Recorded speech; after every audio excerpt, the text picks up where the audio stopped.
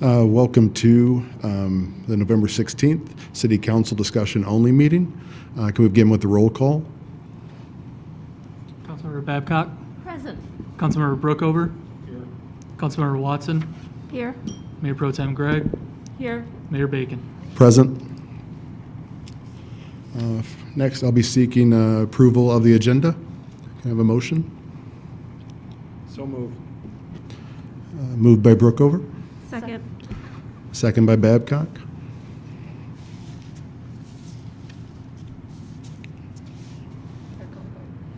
Vote. Aye. Aye. Aye.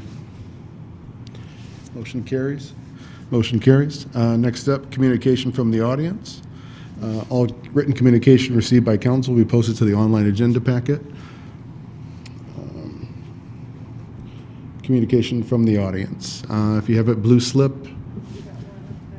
if there's anyone else who'd like to communicate, just bring your blue slip up. Hi, Alice Drager for East Lansing Info. I don't think I need a blue slip since they know me pretty well. I've been through 7 mayors in 7 years.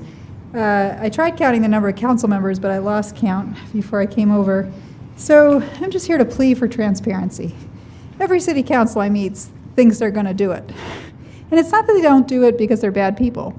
And it's not because they don't do it because they don't believe in it. It's they don't do it because they start doing the business of the city and they think that there's stuff they need to keep secret. Or they're asked by city staff not to spill the beans on something because it's awkward or it's inconvenient. So I'm here to ask you, be different.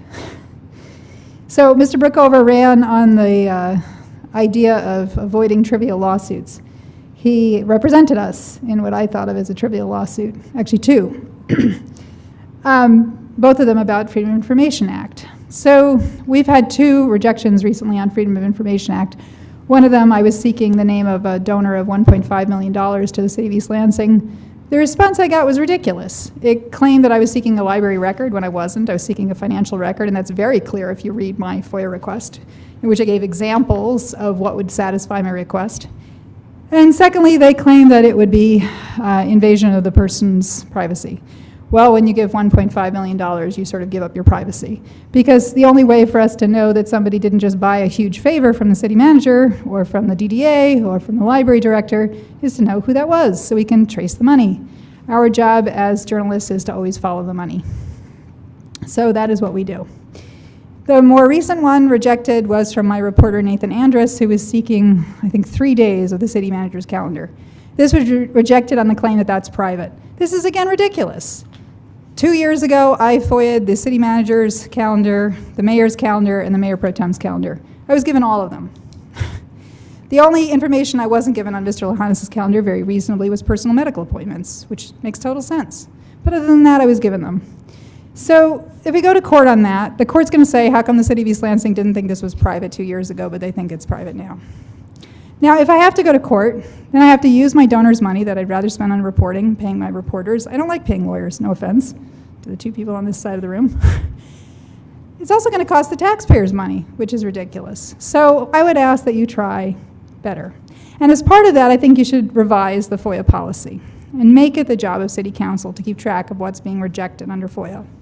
If you do that, it comes into the public realm, you discuss it, you have a conversation, and we avoid stupidity in that way.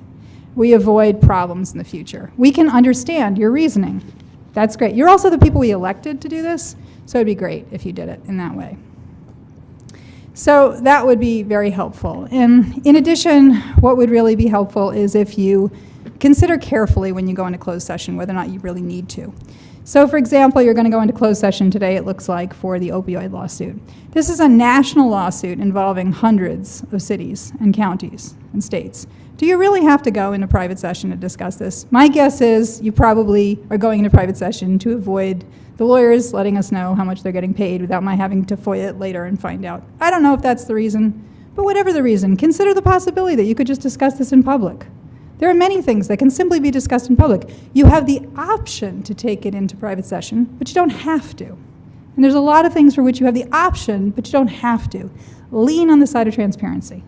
Then we don't have to have embarrassing headlines like City claims it can't find X. So at the moment, for example, we have FOIA'd a copy of the climate survey done by Truth and Titus. We're told by the City of East Lansing they have no copy of it. This seems, frankly, hard to believe. If it is the case that the City of East Lansing has no copy of it, why? You paid $15,000 for that specific thing. I've had to publish headlines like, City can't find site plan on major development project. And then the city manager has objected and said, it's not that we couldn't find it, it's just we needed 15 days. Yeah, you need 15 days to find a site plan for a major development project. Nobody knows where it is. Hard to believe. So I would just ask, be reasonable. Recognize it's the public's right to know what you're doing. This is not a corporation. It's not a private corporation. It's not even a nonprofit corporation. It's a government. You're elected by the people. The people have the right to know. Lean on the side of telling us 30 what's going on. seconds remaining. Thank you, Emily. I appreciate it.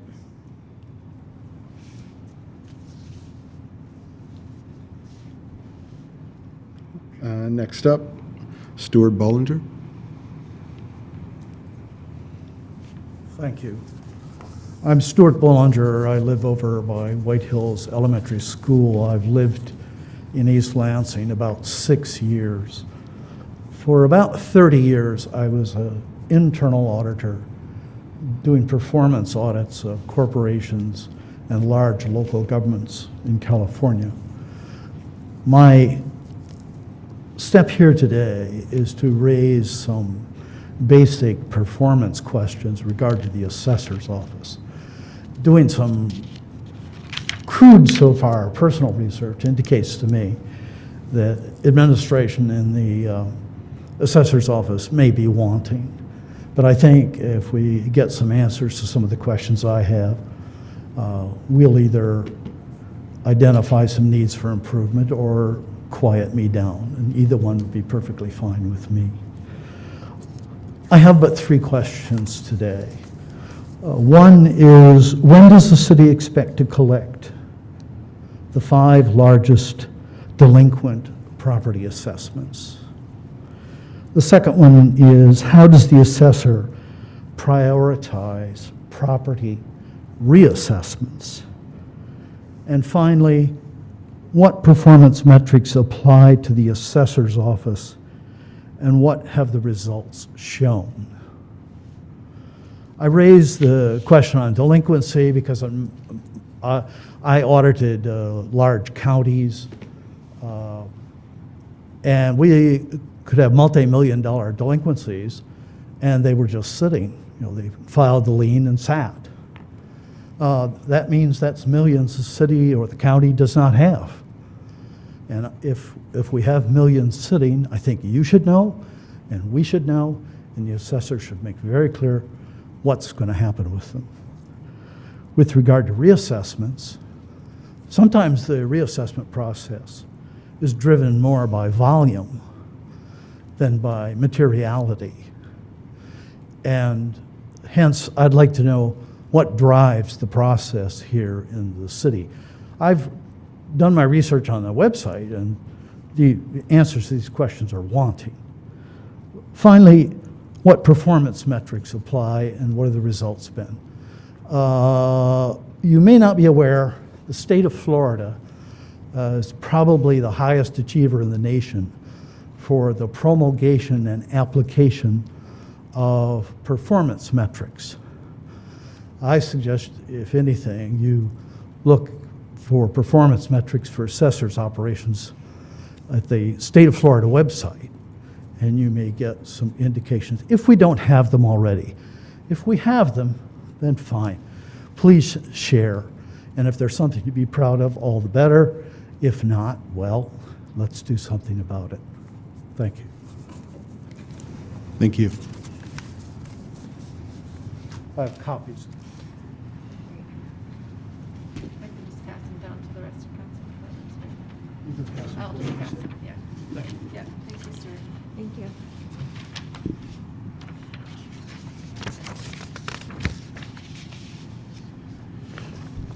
Any other comments in-house?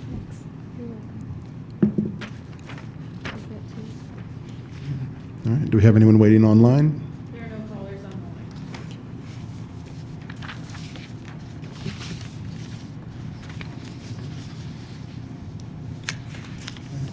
Up next, communication from council members.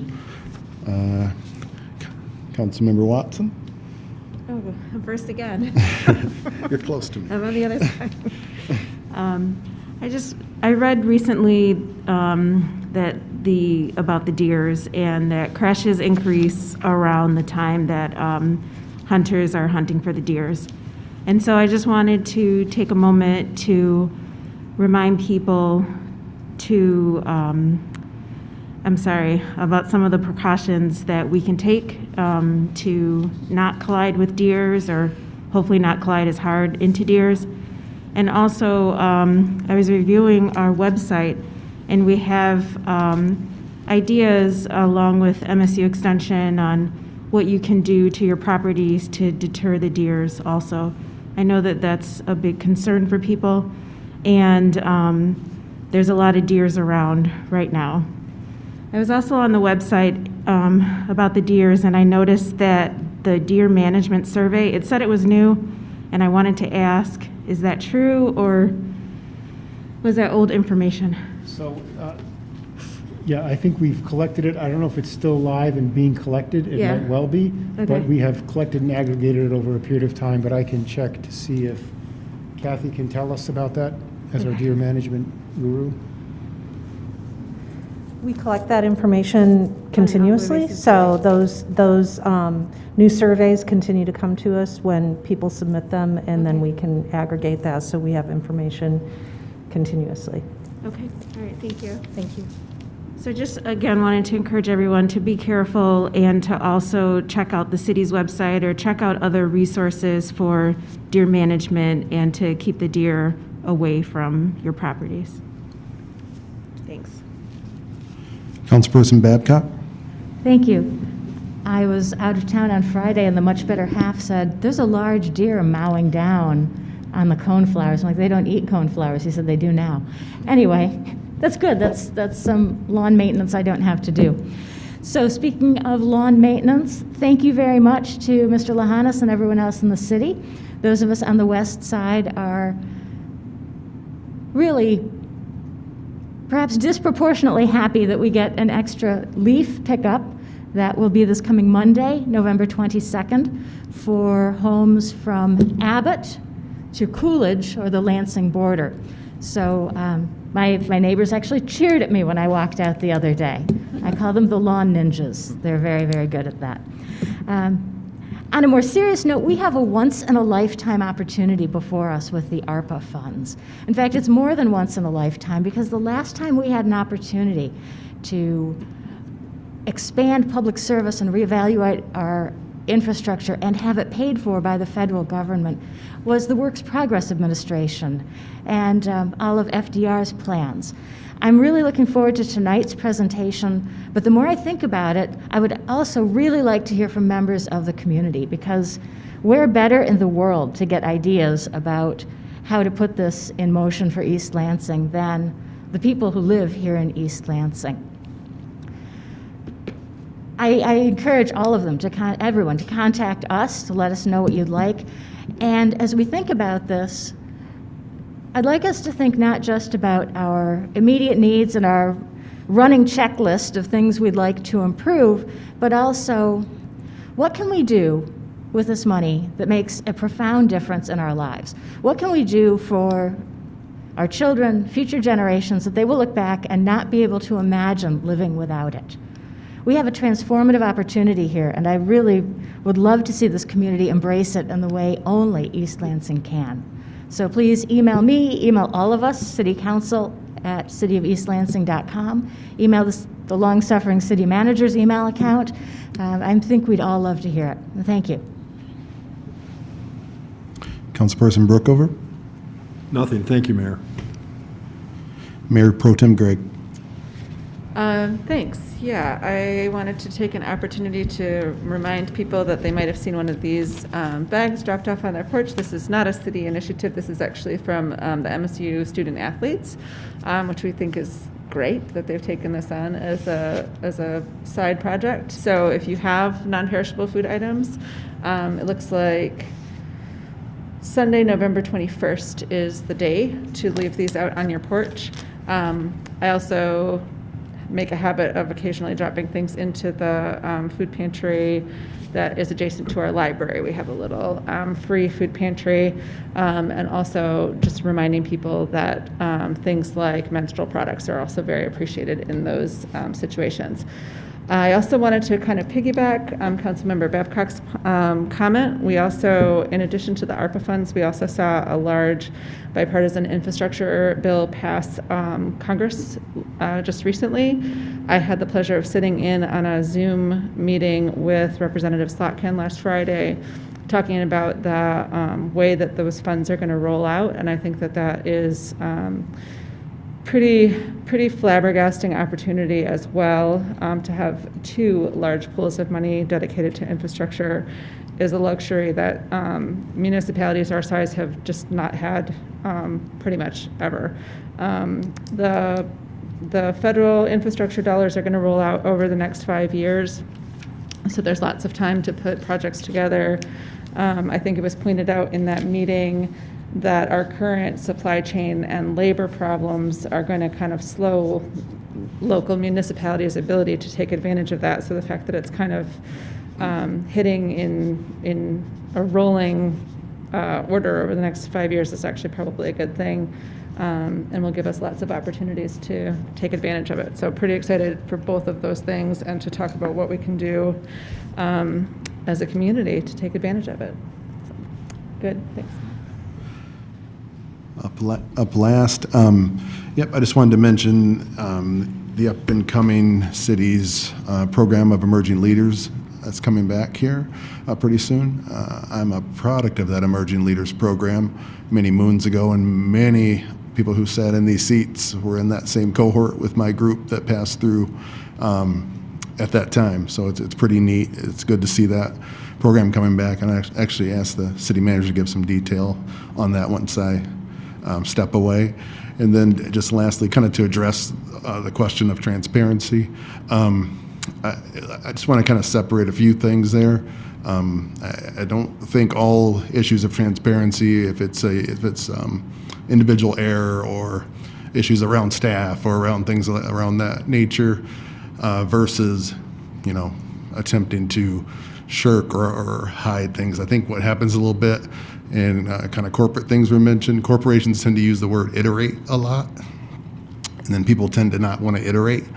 I think that happens with transparency a little bit, and I think you have to separate. Some things are transparent. Was it a staffing issue? Was it a communication issue? Well, there's different levels to that, and I think that can get a little bit hostile, and sometimes that is just communication breakdown on some of that stuff. So I think we can all be a little bit more selective with using certain words that kind of trigger some combativeness. So I think there's a little bit more to that. It's a little bit more nuanced than that. So I just ask for a little bit of civility. If it tends to be something that's more around staffing or the inability to just access something or time bound, that may be different than issues of transparency or attempting to circumvent sharing information. So that's it on that. City Manager, could you address the Emerging Leaders Program? Yes, I can. Thank you, Mayor. So we actually have the staff responsible. Mr. Fehrenbach and Nicole in my office are two of the key staff, so you can give an update. Greeting. Thank you for asking the question. We currently are live with our application process. So it's on the city's page. I think it's cityofeastlansing.com/emerging-leaders, if I'm not mistaken. If not, I think it's pretty easy to find on the city's page. The application is pretty simple, and you just need to be 18 years of age and a resident of the city of East Lansing, and fill out the application and return it to us, I think, by December 6th, if I'm not mistaken. And then we will make the selections based on the applications, and we kick off in January with a meeting just to kick off the cohort, do some brainstorming activities, some ice breaking, and invite all the alumni. And then every month we have some activities planned to expose the emerging leaders to various aspects of the city government. So really looking forward to a great year. It's going to be back in person. Last year we had to, or last time we had to transition to online.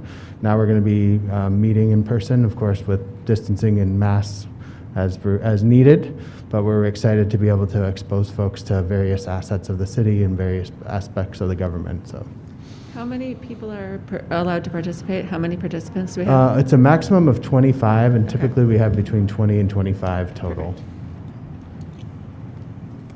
I am also an alumni of the Emerging Leaders Program. Proud.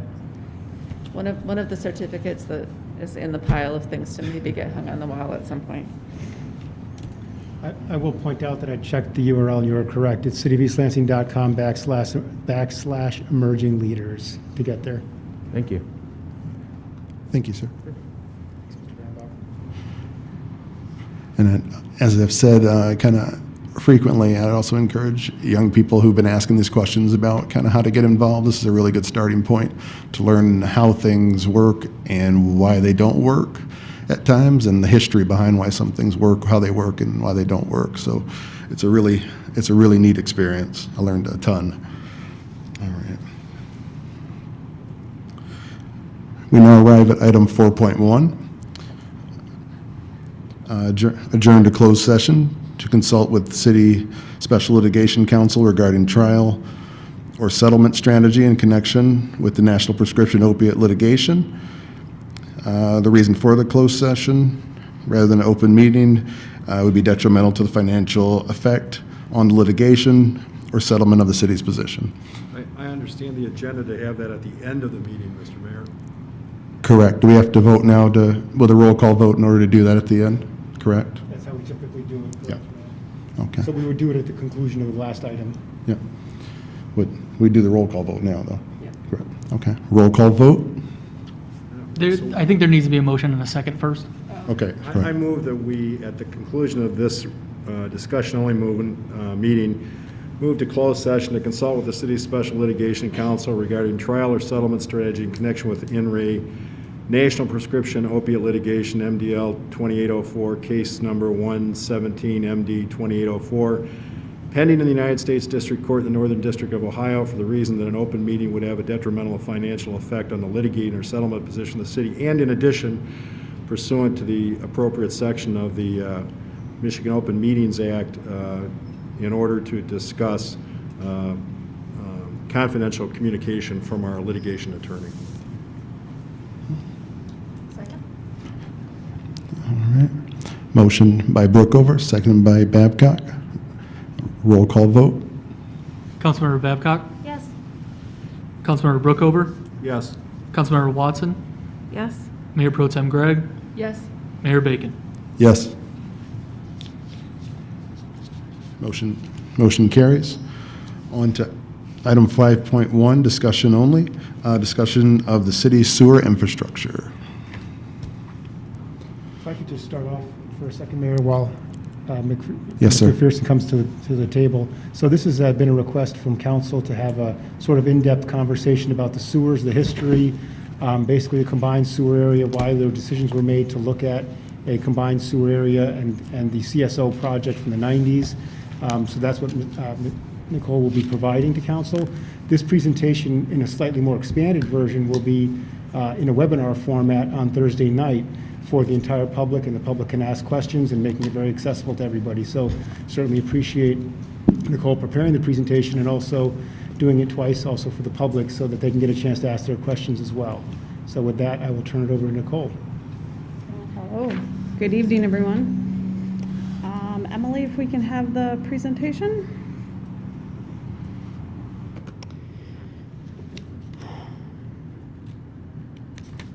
All right, so this is a very exciting presentation on sewer infrastructure. Well, maybe I get excited about it. I know a few people other do. So we can just go to the next slide. So we have our agenda, that I laid out here, just going over the city's service area, the combined sewer system area, kind of that history that everybody's looking for of how did we get to where we are. Components of the sewer system, some of the function of our sanitary, combined, and storm sewer designs, some of our recent and upcoming sewer system improvements, and that last funding and how do we move forward. So, City of East Lansing service area.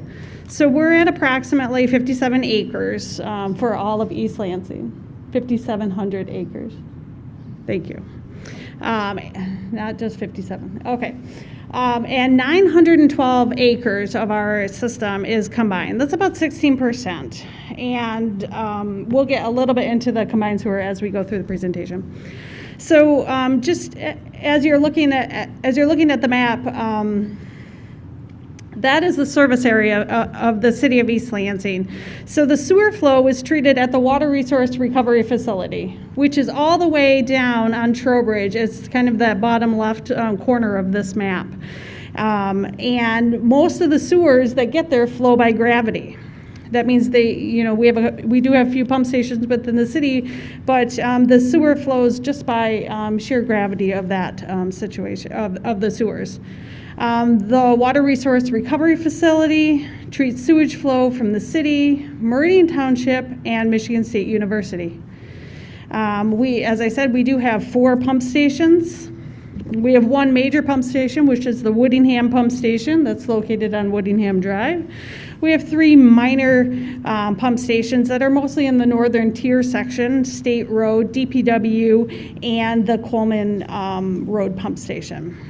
So we have our combined sewer overflow facility and retention treatment basin that is located on Kalamazoo, a little bit further down there on the lower half of the city. And this provides treatment of excess flow to the system prior to discharging to the Red Cedar River. This is, when we get excess flow during rainfall events, it enters the CSO tunnel and then goes to our retention treatment basin and then ultimately to the Water Resource Recovery Facility.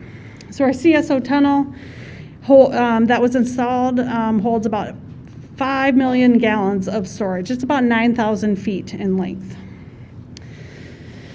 Next slide. So as I said, our combined sewer system area is, that 912 acres. And it's in the oldest section of the city. And we can kind of see here from this map, we have Coolidge, Saginaw, Bircham, kind of on the east side. That's in that Milford and Gunson area. Next slide. So getting to the good stuff, the history of this infrastructure installation. So the city's sewer system includes sewers that were constructed as far back as the 1920s. And this is in that section of the city that is combined, and this kind of laid the backbone of the city's sewer infrastructure. The sewer infrastructure that was installed during this time was designed to discharge into waterways. As things in the city expanded, separate storm and sanitary sewers were beginning to be installed into the 50s. We do have some combined sewers that were installed into the 50s and 60s, but it was the momentum there to install separate storm and sanitary sewers. So as everybody knows, the Clean Water Act was passed in 1972, and it required the treatment of sewage prior to discharging to local waterways. So the Water Resource Recovery Facility for the city was constructed in 1965 and expanded in 1973. So, it was already installed prior to the passing of the Clean Water Act, but because it needed additional treatment before discharging into the waterways, there was the expansion all on, I believe it was the north side of the plant, was expanded in 1973. And we have been doing continuous improvements on our water resource recovery facility since 2015. Our Woodingham pump station was built in 1962, expanded in 1985, and replaced in 2020. And this station serves portions of Meridian Township and the northern areas of the city. And the other 3 pump stations, the more minor pump stations within the city, those were all constructed in the last 20 years, and they're all located in the northern tier section of the city. I like this map. So this map kind of tells the sewer system by years. We have the lighter color on the northern end of the map. And the blue and the red are kind of the older sections of the city. Now, we have completed some projects that are located here, and this hasn't been it's not fully reflected into this map, but this kind of does mimic the same area as what you're seeing in the combined sewer areas. So as we continue on to the history of infrastructure installation, in the early 1990s, the state of Michigan required municipalities to evaluate their combined sewer areas to limit combined sewer overflows into the waters of the state. So obviously those combined sewer overflows occur when there's heavy or prolonged rainfall events. During this time, the city hired a consulting firm to evaluate the combined sewer area and determine kind of the best way to move forward with limiting CSOs into the Red Cedar River. So at that point, this was around 1993, a decision was made to move forward with the installation of the CSO tunnel and to complete separation of the Wilmarth combined sewer area and the installation of the retention treatment basin. And all of those three projects cost about $38 million in 1993. And the overall construction took about 10 years. So what's interesting in the Wilmarth combined sewer area, a portion of that was separated in the 60s. So, but they only got about 70% done, and then they left it as it was. So this project that was completed in 1995 for the Wilmarth combined sewer area separated that last 30% of that area. And the tunnel and the retention treatment basin, those are our two key portions of our system that help limit the overflows to the river. They will hold the combined sewer and let it go either to the plant as the plant has capacity, or if it's a larger rainfall event, will overflow to the river. So as part of the study, full separation was an option at that point. And per the report, it was indicated it would cost about $46 million, again in 1993 dollars. And they based that on about $30,000 per acre for separation. So in today's dollars, that's about $72,000 per acre to separate that 912 acres, or about $67 million. And to do this construction, we're talking about 20 to 30 years because it would impact every road within the combined sewer system area. And another key thing to this is when they're looking at the cost for developing the combined sewer separation project, they're looking at what is the cost to separate the sewer. But they're not looking at the cost of, hey, if you're going to dig up this road, should we replace the water main that's right next to it? Should we update the sidewalk ramps in that area? Should we do the full width of the roadway? These are things that weren't always incorporated into this. So this, even in today's dollars, this $67 million is not what it's going to take to fully reset that system. I would say it's probably double that.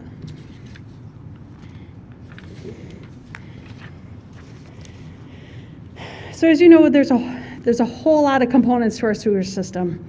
From the water resource recovery facility to the manholes and catch basins that are along the system. Our water resource recovery facility is designed to treat 18.75 million gallons per day.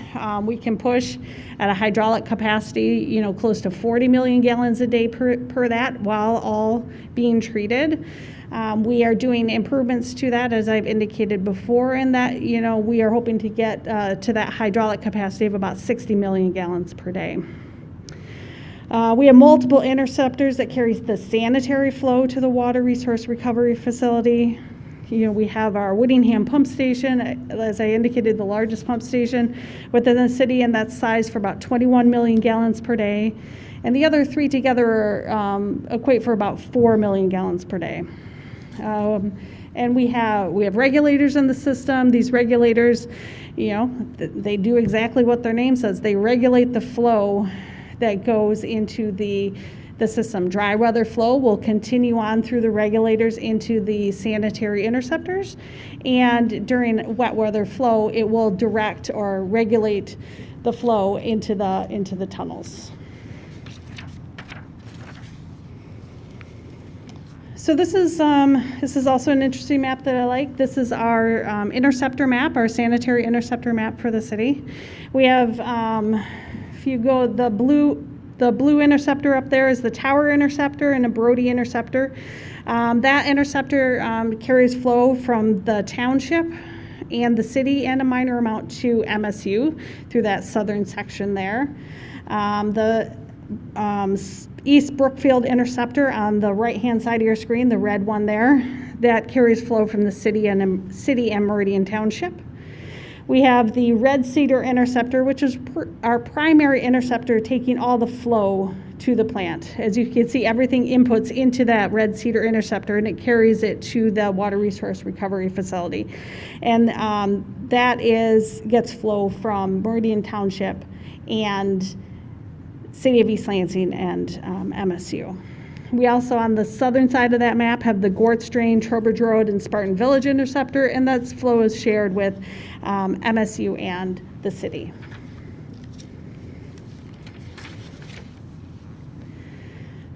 So, kind of as indicated earlier, most of the sewers in the city flow by gravity to the water resource recovery facility. When we're installing new sewers, the installation begins at the most downstream end of the system. So that downstream end of the system for East Lansing is at the water resource recovery facility. So, when you're sizing sewers and looking at the system, you have to look at the whole system to figure out what size you need at that downstream end. And when you're designing sewers, you want to take into account the minimum slopes and sizes being installed. You want to take into account the service area. Sanitary sewers that are being designed take into account, I lost my train of thought there, sorry about that. Anyway, so for us to design the gravity sewer systems, all of the sewers and all the sewer pipes that are being installed are laid at a certain slope. They're laid at a certain, elevation. They have to meet that downstream elevation. They're laid at a certain slope so that they can maintain this cleaning velocity, which is 2 feet per second, in case anybody was wondering. So, there are different stipulations that we put into effect, when we're designing these gravity sewer systems. To go into a little bit of what the sewers are designed for, we have storm events. And yes, we have to design sanitary sewers for storm events because not every sanitary sewer is foolproof of inflow or infiltration. We do have footing drains within the city, and we also have sewers that take on water after a while, through joints or other defects in the pipe.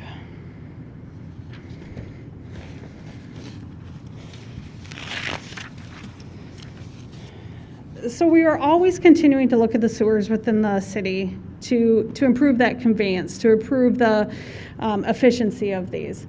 So some of the recent studies we've completed have identified sewer projects to be completed over the next 5 years. So we had a 2020 combined sewer modeling and master plan report. We had projects like the Michigan Avenue and Harrison Road Sewer Improvements Project. We just completed the Oak Hill and Evergreen Sewer Improvements Project. We're in the process of doing the North Lawn Avenue Sewer Improvements Project as part of the Glen Cairn project, and we have a few other ones that are under design and will be under construction in the spring. As we look even more into the future, we have projects that were identified as part of our SRF project plan, State Revolving Fund project plan. We have some projects over in the River's Edge, Milford construction, and those are, partially separate, have some separation affiliated with them. And we have some, Shaw Estate sewer separation. That's another one that was identified that we could, effectively do some sewer separation in there. And these are all in the upcoming plan to incorporate.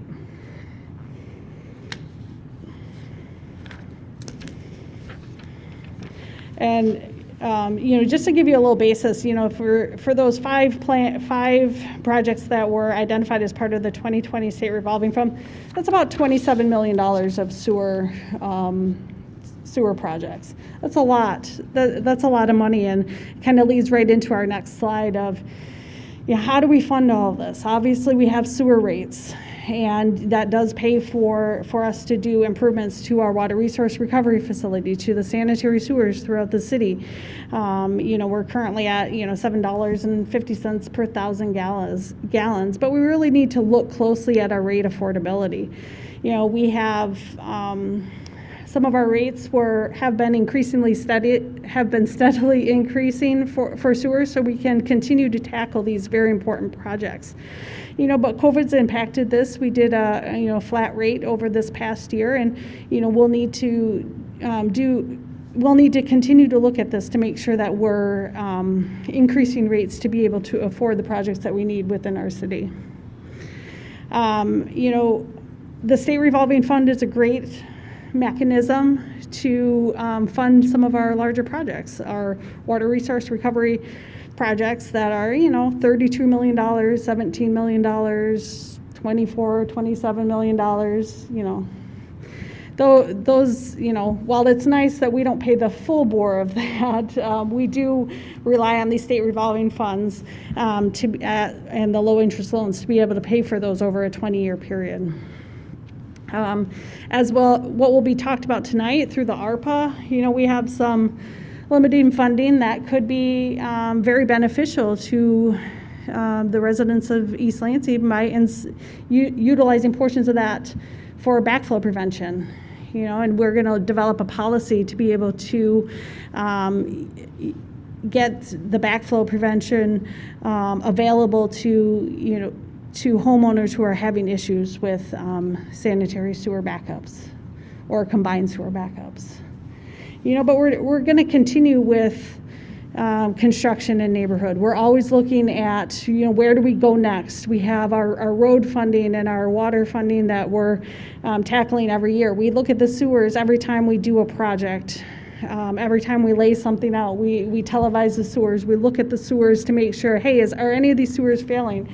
How are we doing, with this? We have a sewer lining as needed contract that, a sewer lining is where they put a felt liner inside of a sewer to be able to make it structurally sound. This also helps with the infiltration that I talked about earlier with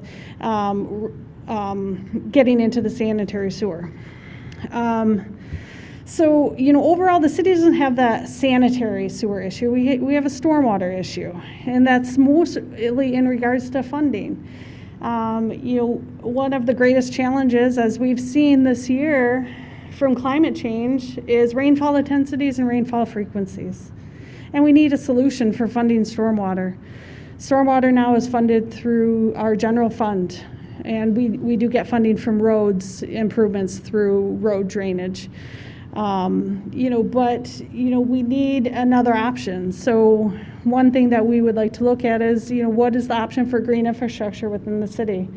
Can there be areas that we could incorporate this? And, I think, a study or, a green infrastructure opportunity assessment would be a good thing for us to embark on to see what are those areas that would, give us the most benefit.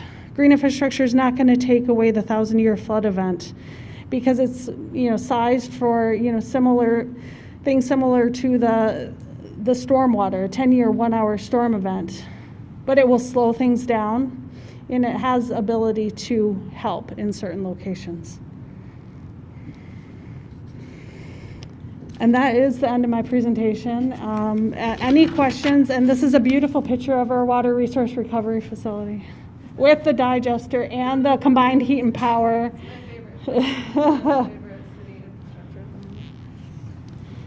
Any questions? I do if nobody else does.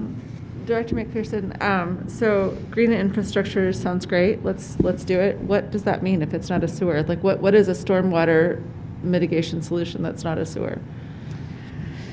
Well, if you think green infrastructure, you think rain gardens. That's, I think, everybody's, direct approach. But there can also be other, retention or detention treatments that could pull water off, hold it and then release it. It's what we do with our retention treatment basin. We pull our combined sewer off, hold it, and then release it to our water resource recovery facility. And that's what this, opportunity, the study would do for the green infrastructure. Hey, let's look at the city. We have a lot of parks in, our combined sewer neighborhood and, throughout the city. Could any of those areas be used as a retention? And that's what the study would look at. So I'm kind of thinking of two areas where we saw really dramatic flooding pictures during the recent storm event. So there was that Robert Shaw Park that was right on North Lawn, which definitely held a lot of water until it didn't, and then it overflowed. And then the other area is the kind of marshy area next to the fire station, which again held a lot of water until it didn't. Correct.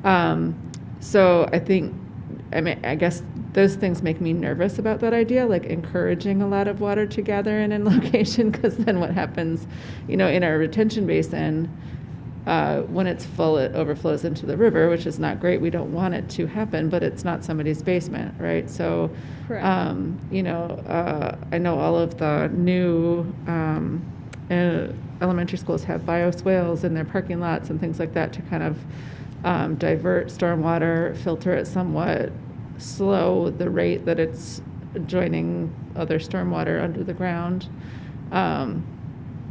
So I guess, do we have currently any requirements for things like that in new builds? Do we have like wetland, green space, bioswale, blah, blah, blah requirements in our codes? So that's stuff that we should start to look at, I guess.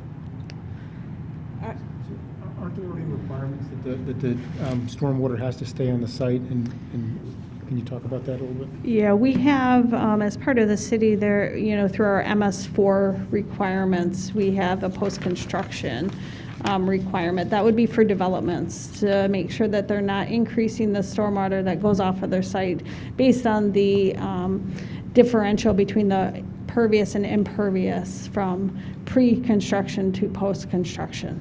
But within our current design guidelines for, designing redesigning a, neighborhood improvements project, I don't think we lay out specific requirements to always install like a rain garden or, retention at that point. So we have a percentage of coverage that we enforce pretty strictly. Yes. And then we have, basically everybody has to have a stormwater management plan as part of their, I know there's something There's a referred to as stormwater- stormwater management in our site plan review. Correct. Stormwater management agreement then gets executed between the development and the city to make sure that, they can't just come in and say, hey, we're going to do all of this nice green infrastructure and it's going to count, towards our pervious surface and then not maintain it. Okay, The key to successful green infrastructure and low-impact development is maintenance. And we have to have a way, and that is the connection to the developer, is that executed stormwater maintenance agreement. Okay. Well, yeah, that definitely sounds like something we need to look into then. Can we go back to that slide before your wonderful picture of the plant, please?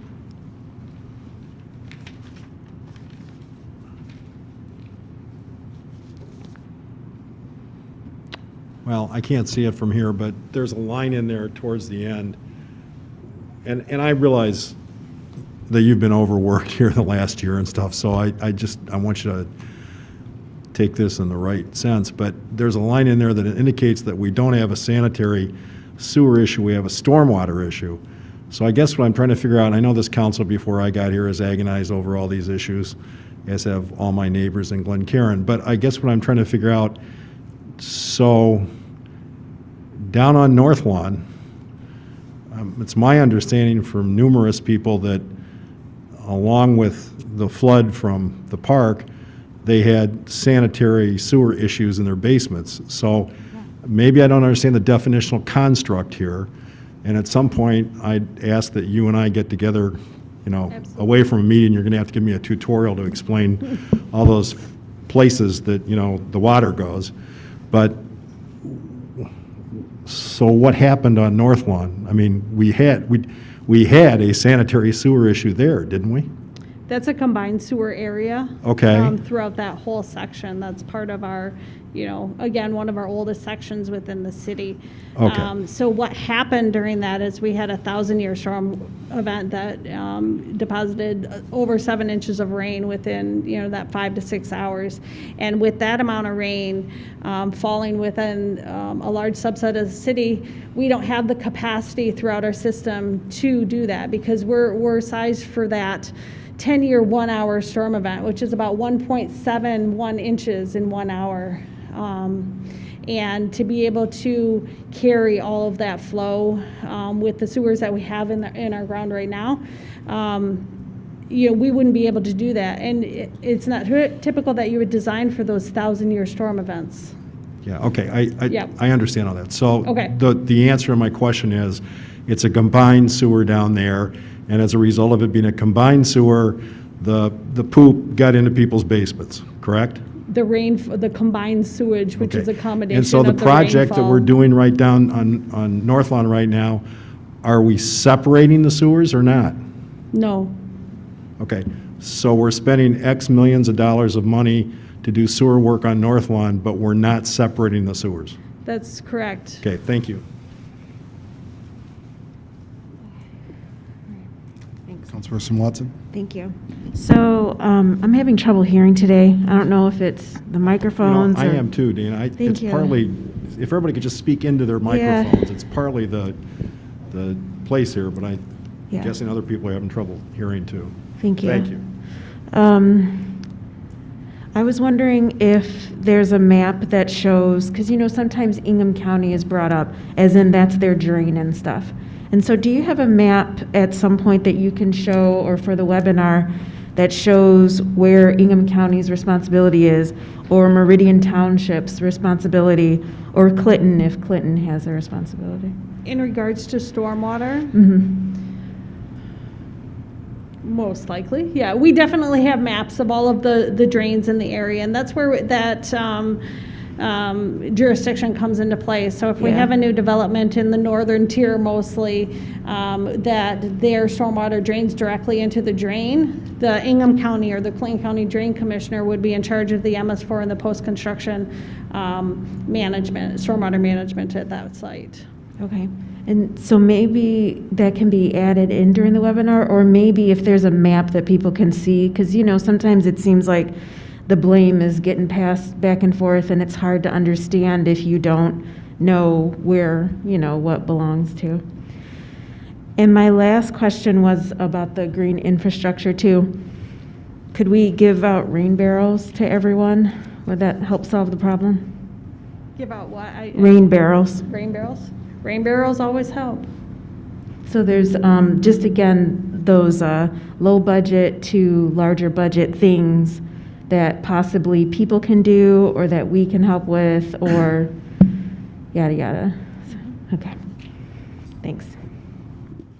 Councilperson Brookover? Thank you.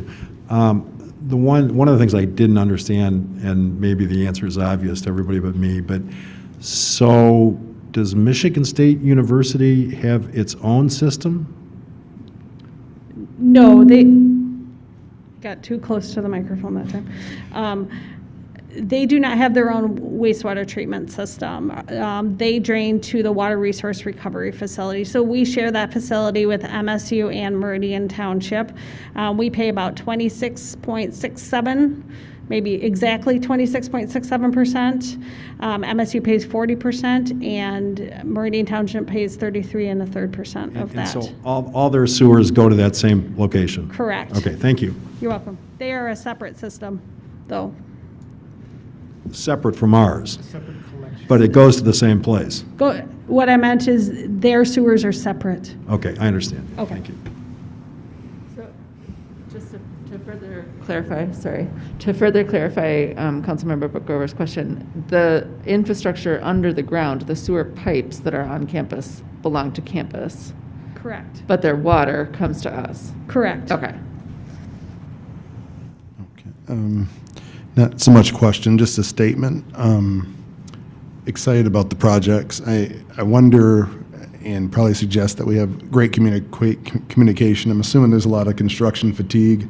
And obviously with the infrastructure bill, I can't imagine the types of projects and kind of everybody fighting for the exact same space in these projects. Probably concerned about acquisition of materials as we're trying to move in the same direction as everyone is simultaneously. Particularly when we're comparing bids or different things, that we're comparing apples to apples. If we're going to go with green, as far as green construction, that kind of thing, not allowing things that don't exactly meet, spec.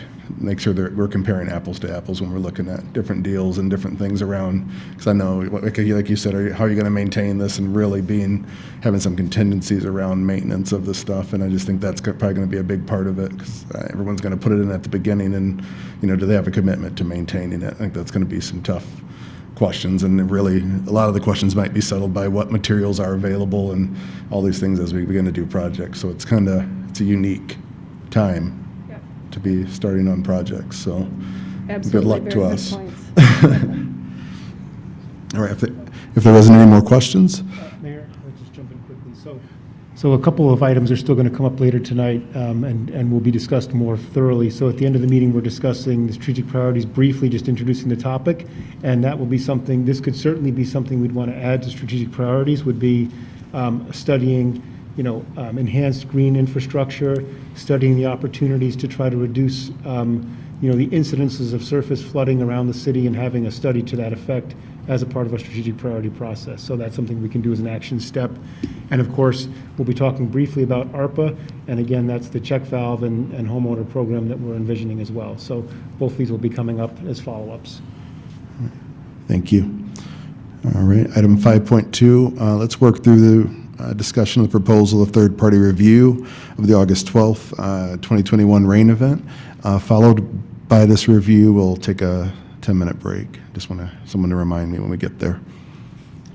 Yeah, so per the request of council, we requested a proposal from Tetra Tech to take a look at the rain event and how it impacted the construction that was going on in the Glencairn area. So the proposal before you identifies, their process and their kind of approach to looking at that rain event, with interviewing staff members in construction and some residents, and then also taking this as the rainfall analysis, looking citywide as well. So it's if there's any questions specifically on this, I would be more than happy to address them. Did we send this out for bids? No, we just requested to get a proposal from Tetra Tech. I did not send this out for bids, for a request for proposal.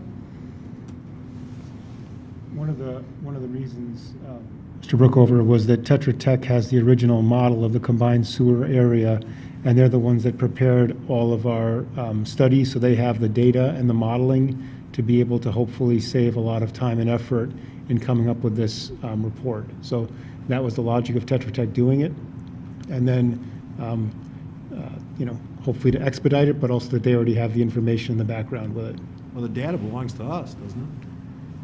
I don't know, do we have the model actually?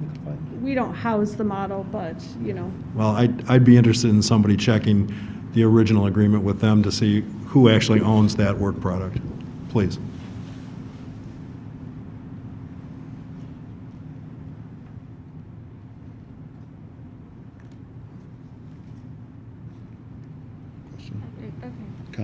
Just one question. So they're a third party because they're separate from the city?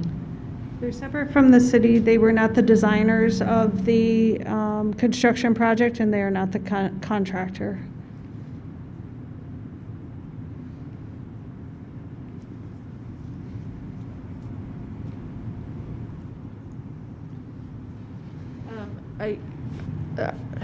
I'm trying to understand our role in reviewing this. Is our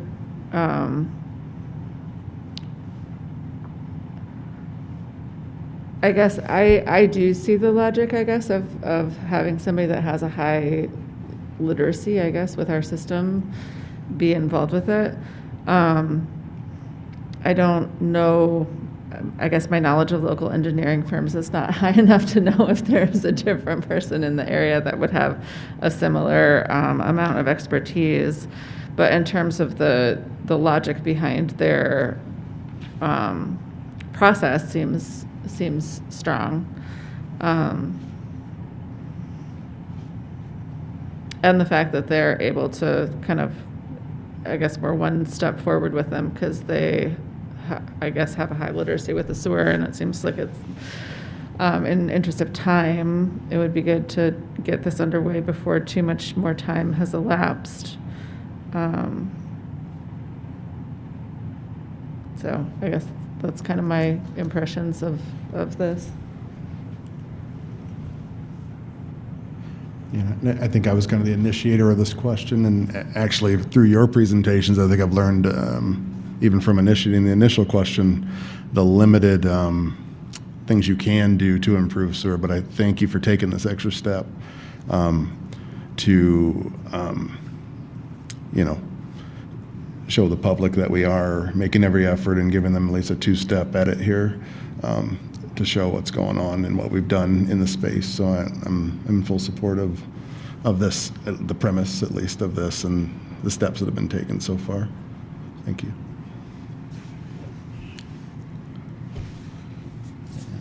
And just to refresh my memory, this has come up because why is there a third-party independent review? So my understanding was that council requested that about a month ago and asked us to find a third-party review.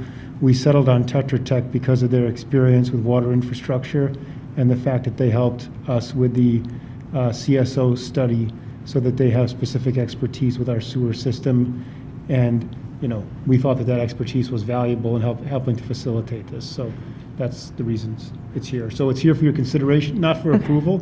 If you want it, it will be put on to the consent agenda for next week for approval.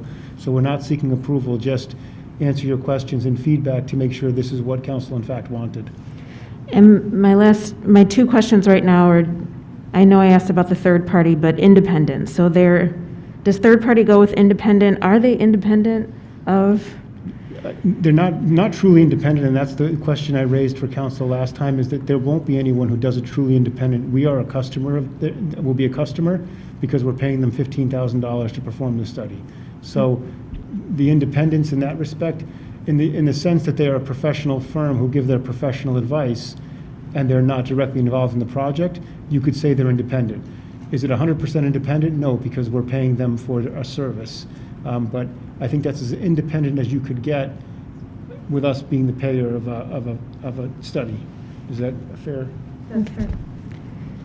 And then are there rules for when we have to issue an RFP and when we don't? Like, is it a dollar amount rule? So actually, this contract of under $20,000 doesn't have to come back to Okay. council. All But right. there are rules regarding RFPs, so we can put this out for an RFP and see what we get in terms of proposals back from other firms, if council would like to see that. Thank you. I think as we work through the process, I think being autonomous was more what it meant than independent. It's impossible to pay someone and say you're fully independent, but that they're autonomous to to move in wherever things take them in the process, I think was the important part for myself and what I was kind of hearing from the community, just to give that reinforcement, I think. But I think you've done a lot of this work on your own in the community and being face-to-face, and I think that alleviated a lot of that initial pressure, because you have done a lot of public-facing things, so I'm grateful for that. But I just think any way we can show any autonomy or separation just keeps it a lot cleaner. So, yep, thank you.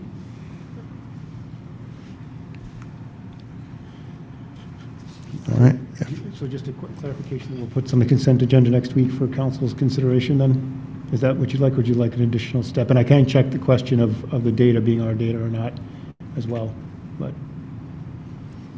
Well, I don't understand why we'd be putting it on the consent agenda. I mean, I guess what I'm going to tell you, George, is if you put it on the consent agenda, I'm going to ask that it be taken off the consent agenda so we can continue this discussion and deliberate, because we're starting to get into the deliberation thing right now, which I don't think we should be in. So that's my statement. So would we like it on the agenda next week then? That's the mayor. The mayor does the agenda. I think now's the time to have that discussion. I think it does meet the parameters of being under $20,000. It could arrive on the consent agenda, correct? Yeah, we could, frankly, I could sign the agreement and approve it at this point based on council's policy.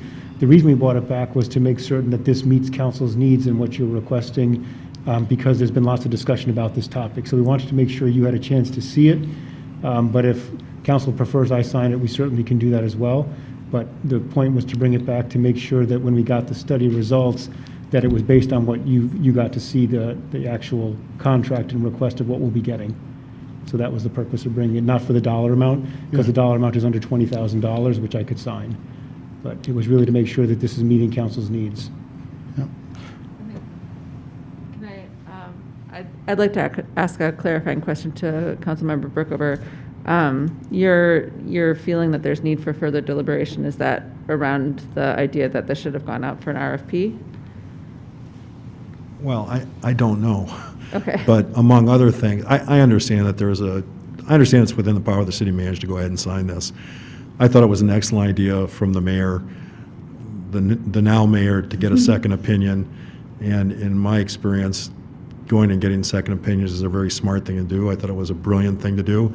And so my attitude is, if we're going to get a second opinion, let's see who all there is out there. And among other things, I would suggest that maybe somebody at Michigan State University could do this and might even do it gratis. So I'm not casting aspersions on these people. It's just, to me, from a process standpoint, it just seems to me to make sense to see who else might be out there, which might solve some of the questions that have come up in terms of independence, non-independence, and all those sort of things. So I don't want to prolong this. I've said what I've said for the record, and whatever. Got it. We can take either direction. We can go for an RFP and take a step back and do an RFP for the similar material, or we can proceed and put it next week for consideration. The decision is up to council, and we'll do either option.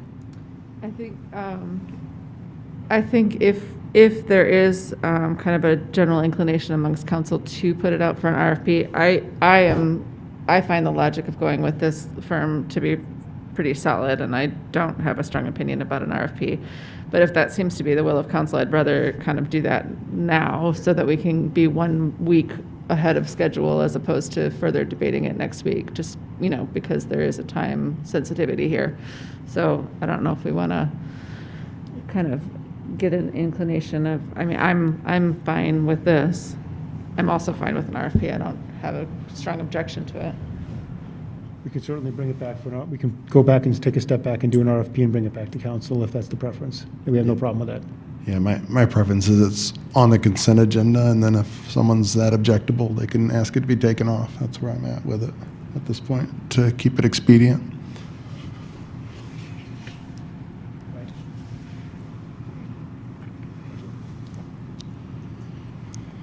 All right, now we're going to take a 10-minute break. Bringing us back into session at 8. Let's go 23, a little bit extra.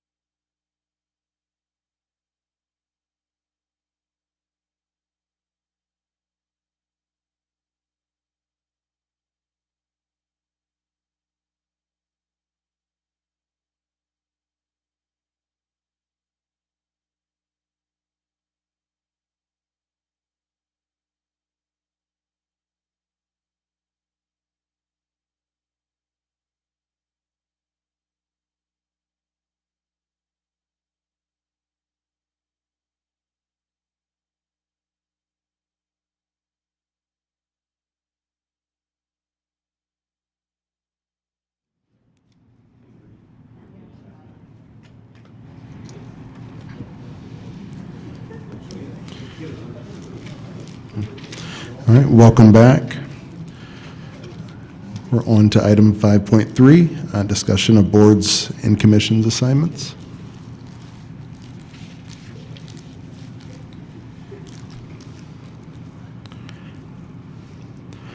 I think everyone had some current boards and things that they were selected. I made kind of a simple draft of proposed changes, and was thankful to Councilperson Brookover for being so open to additional, or however you put it, whatever. So thank you for that.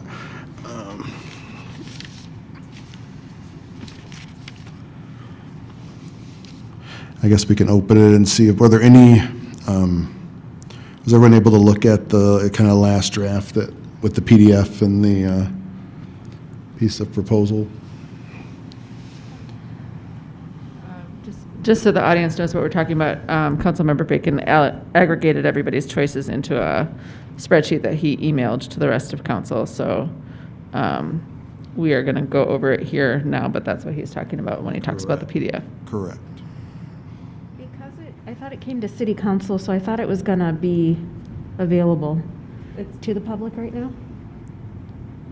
It might be in our communication. Regular meetings, not Okay. discussion-only meetings. Thank you.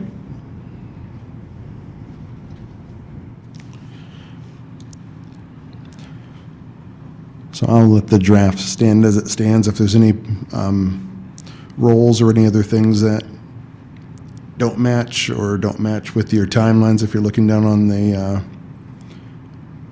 okay, I'll give you a chance to pull it up. Does everyone have it? You want me to share it on the screen? Sure. Yeah, if you could, Emily, that would be great.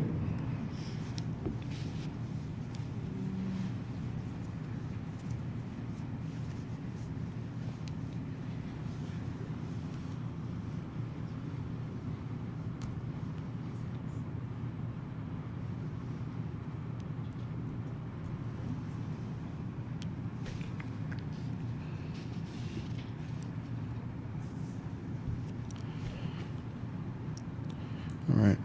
I can start by just coming down the list and based on interests. Arts Commission, Greg. Art Selection Panel, Greg. Board of Review, Brookover. Brownfield, Bacon. Building Board of Appeals, Babcock. Building Authority, Babcock. Commission on the Environment, Babcock. Downtown Development Authority, Bacon. Downtown Management Board, Watson. EDC, Bacon. Elected Officials Compensation, Babcock. Historic District Commission, Brookover. Housing Commission, Watson. Human Rights Commission, Bacon. Income Tax Review Board, Brookover. Library Board of Trustees, kind of a co-board there with Babcock and Brookover. Michigan Avenue Corridor Improvement Authority, Babcock. Parks and Recreation, Greg. Planning Commission, Babcock. Police Oversight Commission, Bacon and Watson. Transportation Commission, Watson. Senior Commission, Brookover. University Students, Bacon and Gregg. Zoning Board of Appeals, Brookover. If there's any discussion around any of the positions or roles? Babcock? Hi.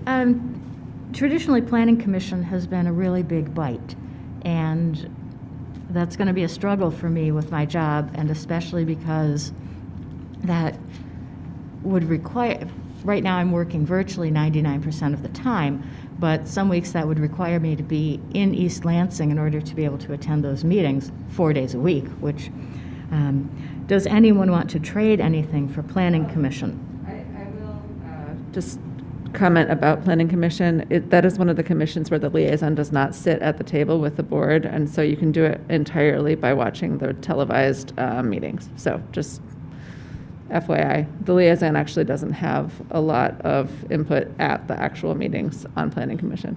Well, you know, we should discuss at some point, because the prior mayor,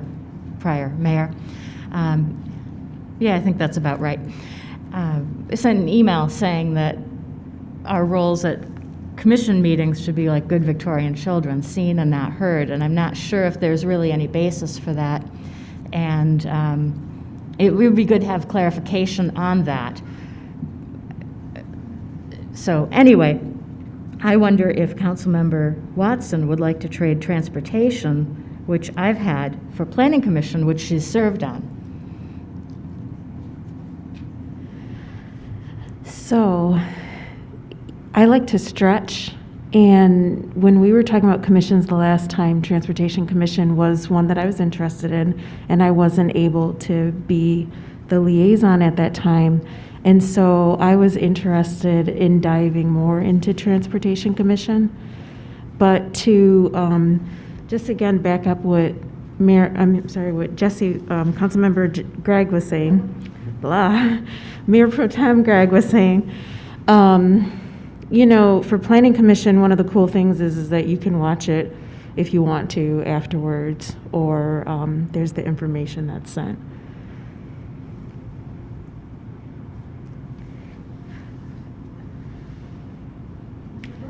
Would you like to trade Planning Commission for seniors? No, but I'll just take Planning Commission if that's an issue. I don't care. Great, thank you. That's okay with the mayor. I'll do it. Just noticed one that's missing from this list. The Tri-County Office on Aging hasn't been assigned. That's one that I'm currently doing, but I have a very difficult time getting to it. It is monthly on Mondays in the middle of the day at the Health and Human Services building.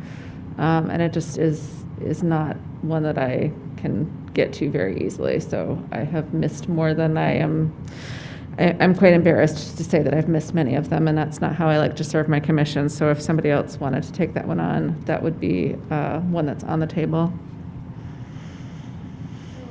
It's not on our list that's on the agenda right now. It was left off this. It was left off of this spreadsheet. It would be in the green section under the outside committees. It's a county board, tri-county board. I thought it was left off last year because someone had to be appointed to it. Oh, maybe. So I thought that why you were on it is because Mayor Stevens had resigned. And we decided last year not to put anyone on that one because that one had to be appointed. But I can check and make sure. Yeah, if we could check on that one. It's one that I'm not doing a good job at, sorry to say.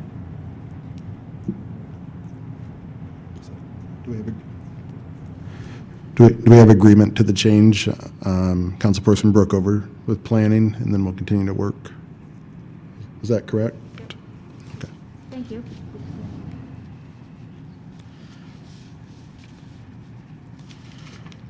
All right.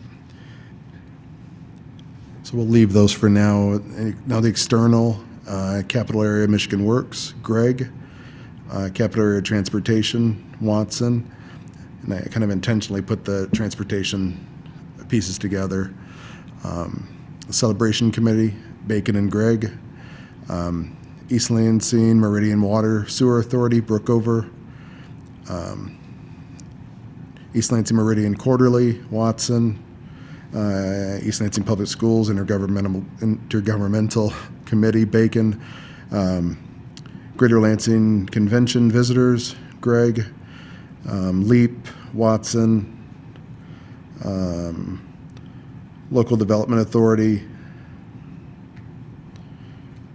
Greg, MSU Administration, Greg and Bacon, Tri-County Regional Planning, Greg and Bacon, and if anyone else wants any of that stuff, throw your hat in.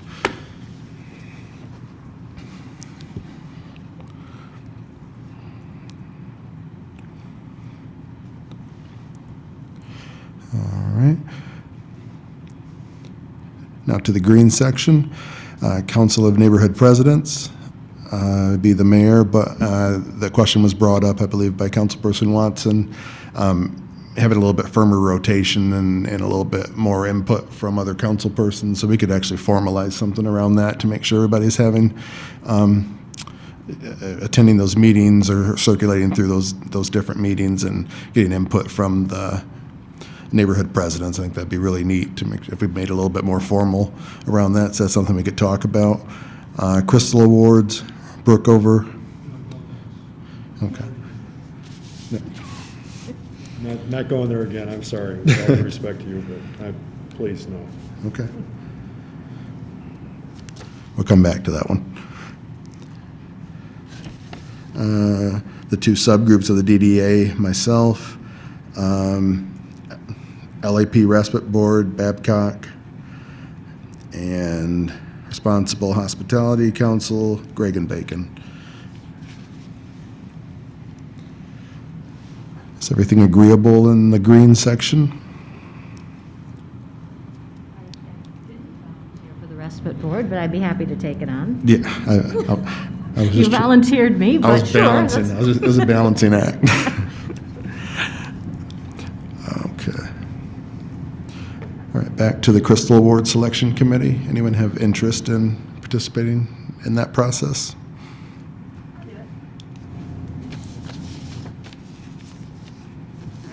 Wednesdays a night free, or 2 Wednesday nights a month free. Are you kidding? I'll sign up for anything. Just kidding.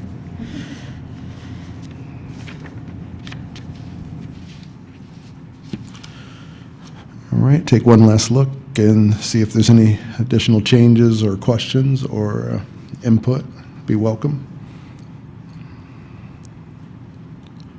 I also noticed, and I've sent some messages about it, but the new Community Advisory Board is not on the list, and it's my understanding that a council liaison will be assigned to it.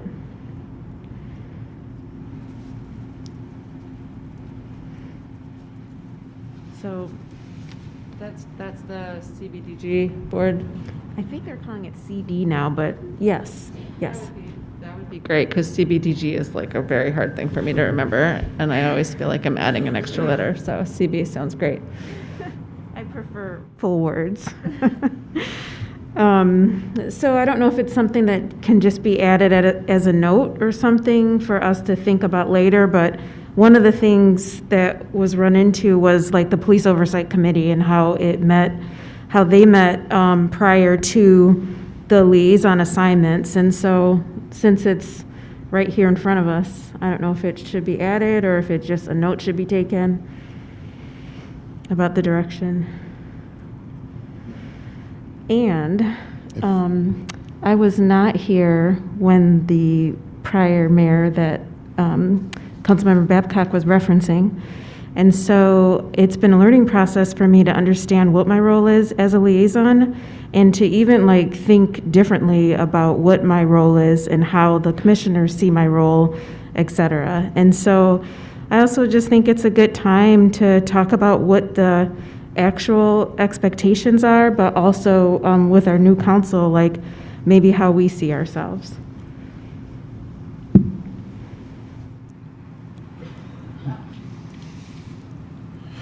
Yeah, I can start on that one. I think it depends on the nature of the board. Obviously, the work we're doing with police oversight is a little bit different since we're building something kind of from the ground up. I think that's kind of unique.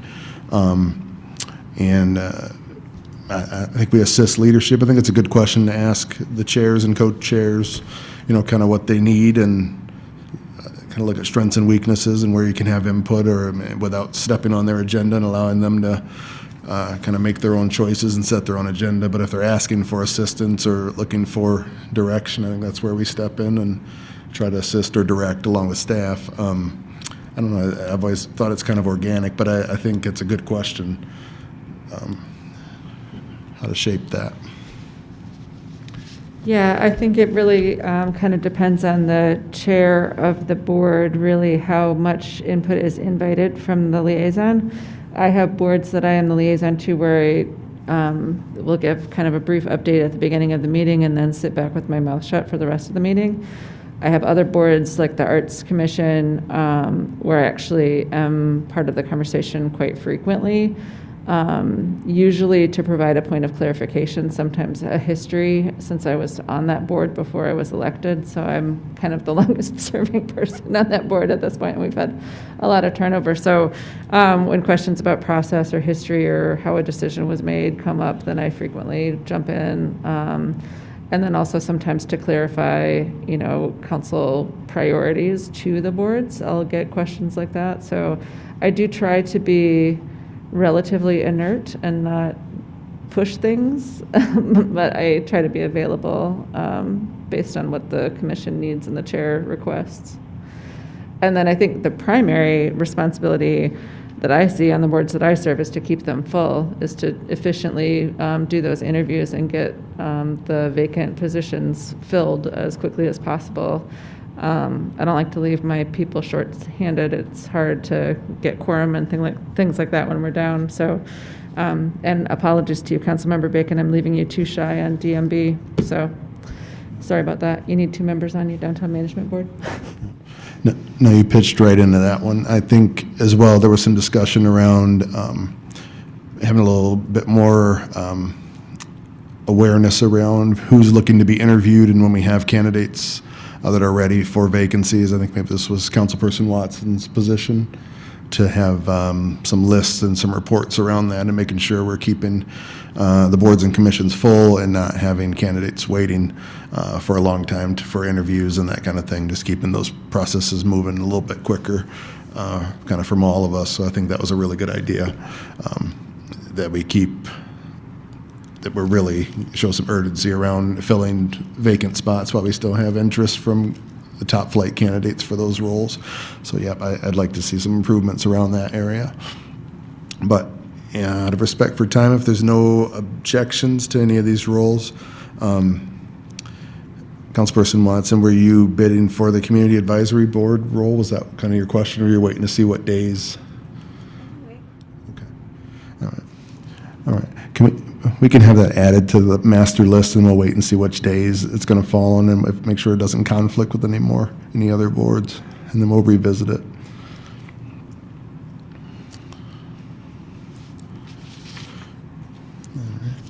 All right, completing item 5.3, on to 5.4, a discussion of city attorney proposals and next steps.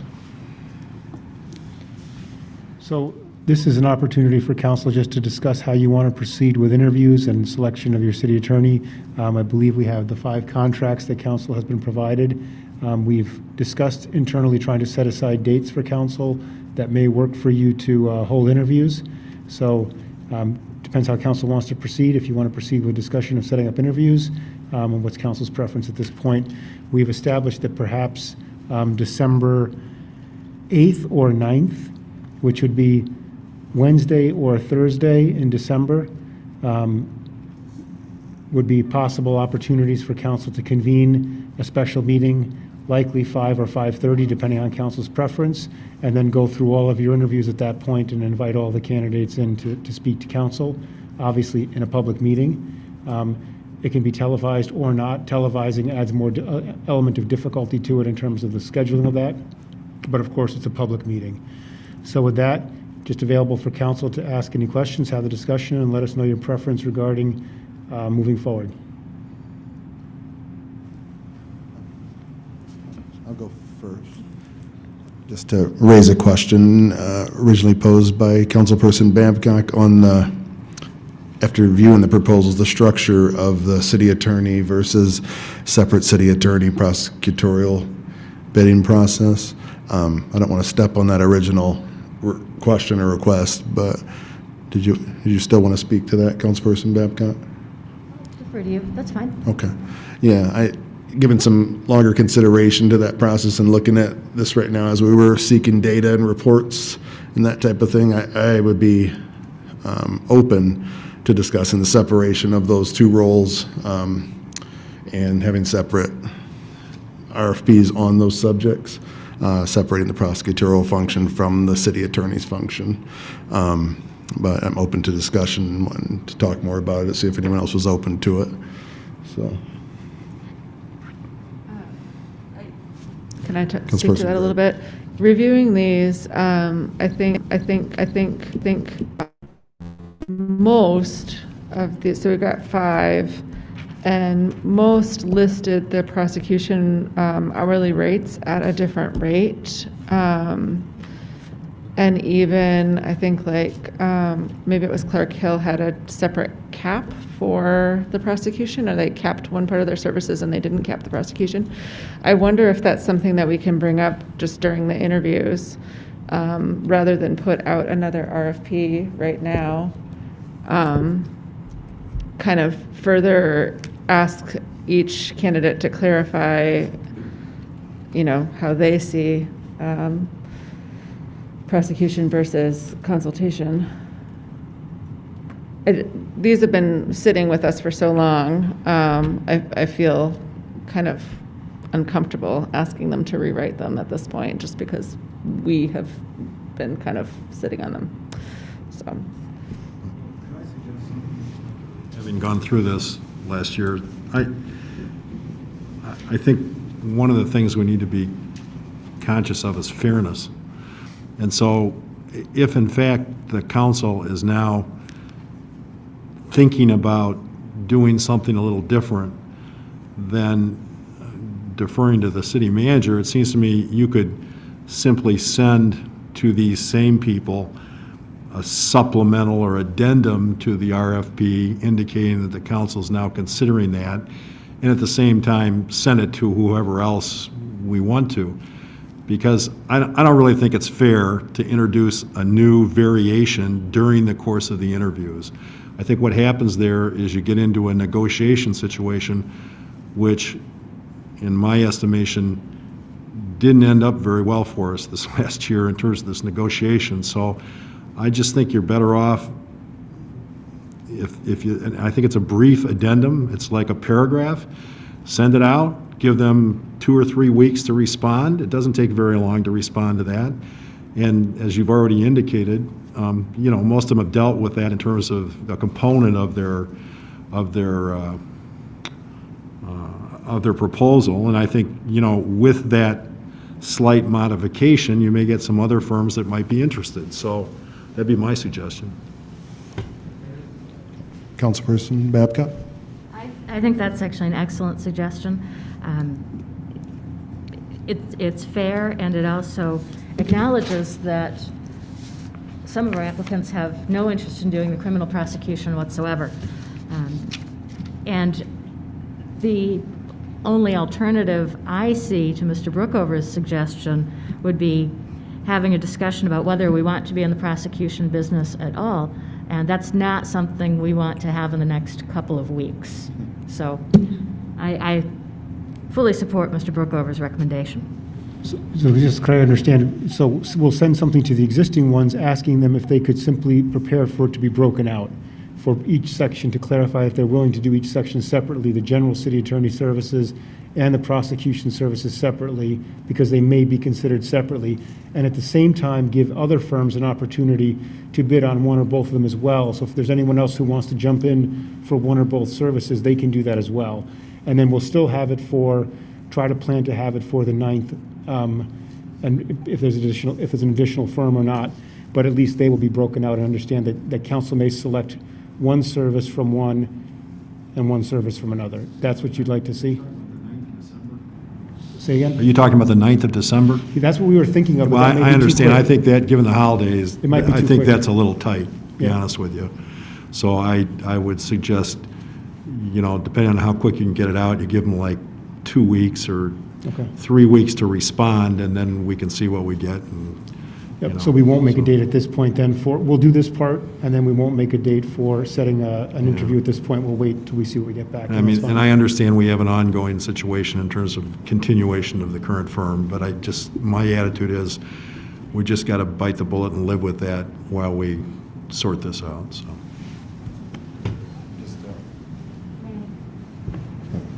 I'll come back.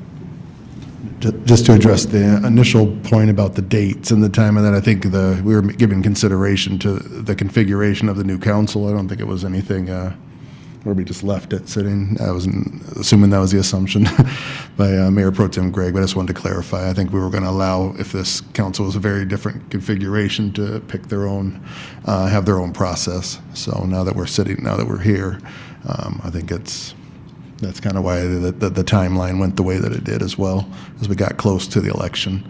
So. Thank you, Mayor, for blaming the whole thing on me. Mayor Bacon.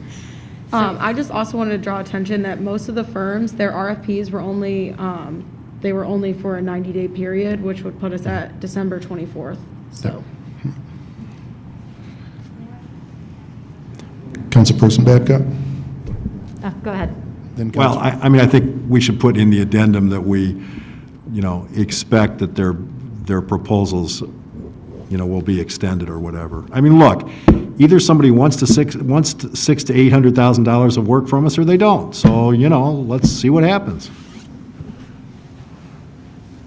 Councilperson Babcock? Just to clarify, so we are going to ask people to put in for what I call the civil or municipal side as well as the criminal prosecution side?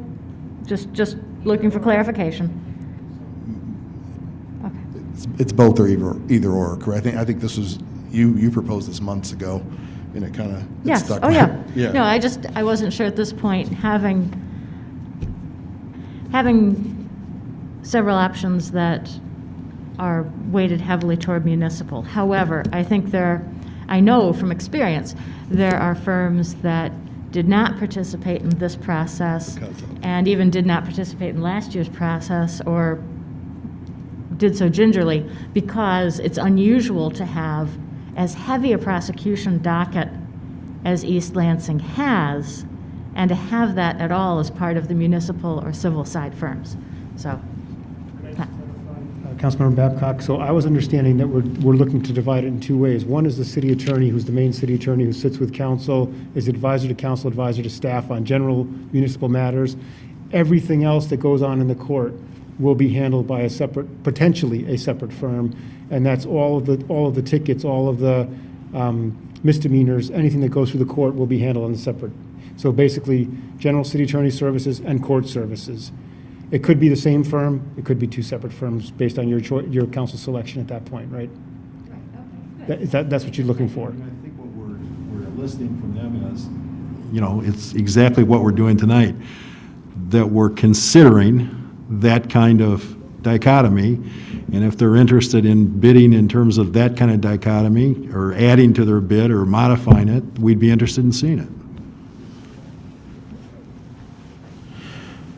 All right. Based on that, probably one slight modification. I'd like us to get, even if it's beyond that date of the 6th or 9th or whatever, even if it's that following week, to kind of keep some compression on it. I don't feel any grief based on even Councilperson broke over it as a really large contract, and if they have to be urgent, they have to be urgent. If we set the date, if we put something that second week in December or wherever, you have every right to kind of keep them on schedule, so.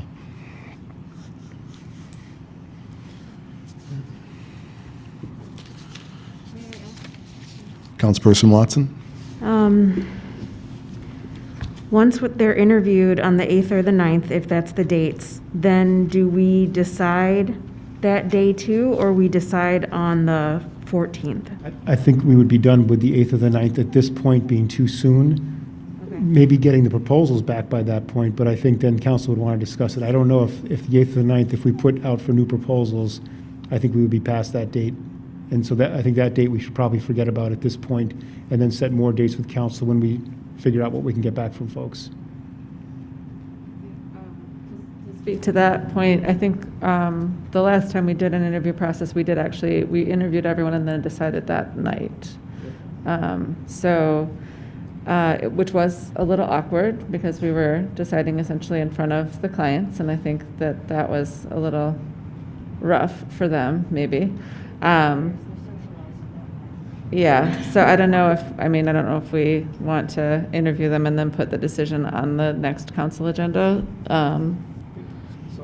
I have seen it done in the past where it was a public meeting, but the applicants come in and do an interview and then they walk back out again. It's a public meeting, I guess they can stay, but certainly the norm would be they come in and do an interview and they walk back out. And then beyond that, all 5 applicants or 6 applicants, whatever there are, have come and gone, and they can sit out in the hall if they want, or they can come sit in the room if they want, I guess. But at that point, council would be free to deliberate. I think it was different because you were on Zoom, and it was a different feel. A different feel, they all stayed sort of looking. Yeah, even though they weren't there, they were still watching it, for sure. Let me just comment on that, because here's my perception, okay? I understand you're talking about making a decision, Councilmember Watson, but the reality is you didn't really make a decision the last time. You sort of kind of made a decision, and then you authorized, I think, 2 of you to go negotiate something which ended up being its own animal. I'm not being critical of that, but the reality is, I think we don't have to obviously pursue this tonight. I'm sorry to extend the meeting, but the reality is, it just seems to me, you find out stuff in these interviews that maybe raise more questions. And so, I'd be hesitant about trying to decide it the same night, because I think you guys lived through this. I didn't, but, so you're going to have other questions, and you're going to go, and then you can go back and ask them questions and ask them to give you more detail and stuff like that before you actually make a decision. So that would be just a suggestion.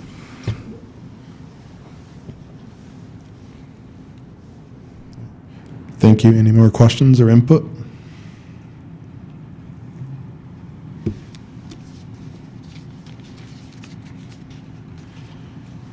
All right.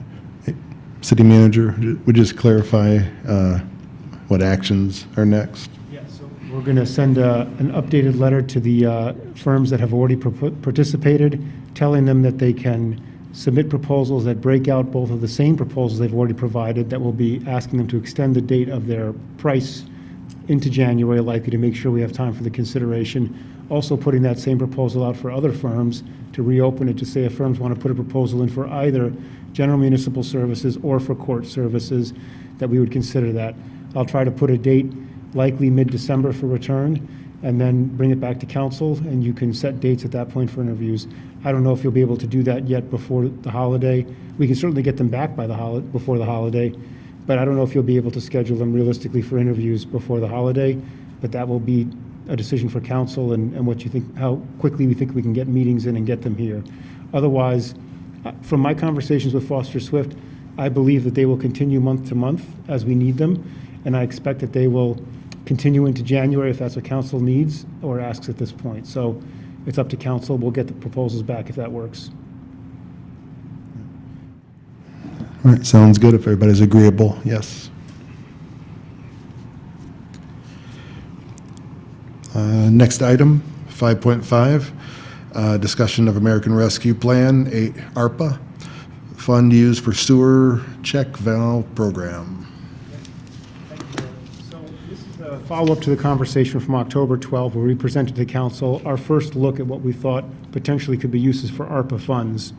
And we said at that point it was very preliminary, but wanted to put pencil to paper and basically give council a look at what existing documents we had, existing plans, existing capital improvements, parks and rec plans, to show what the type of things are that we envision we have not been able to fund sufficiently over the last decade and beyond. So we presented that to council and received quite a bit of feedback, and now we're back for a second discussion, and obviously still not looking for decisions here. This is very preliminary as well, and wanted to share some information that we updated. What we did was we prioritized the list. So we had initially one list with all of the items. Since then, I'll ask if Emily could pull up the final picture slide.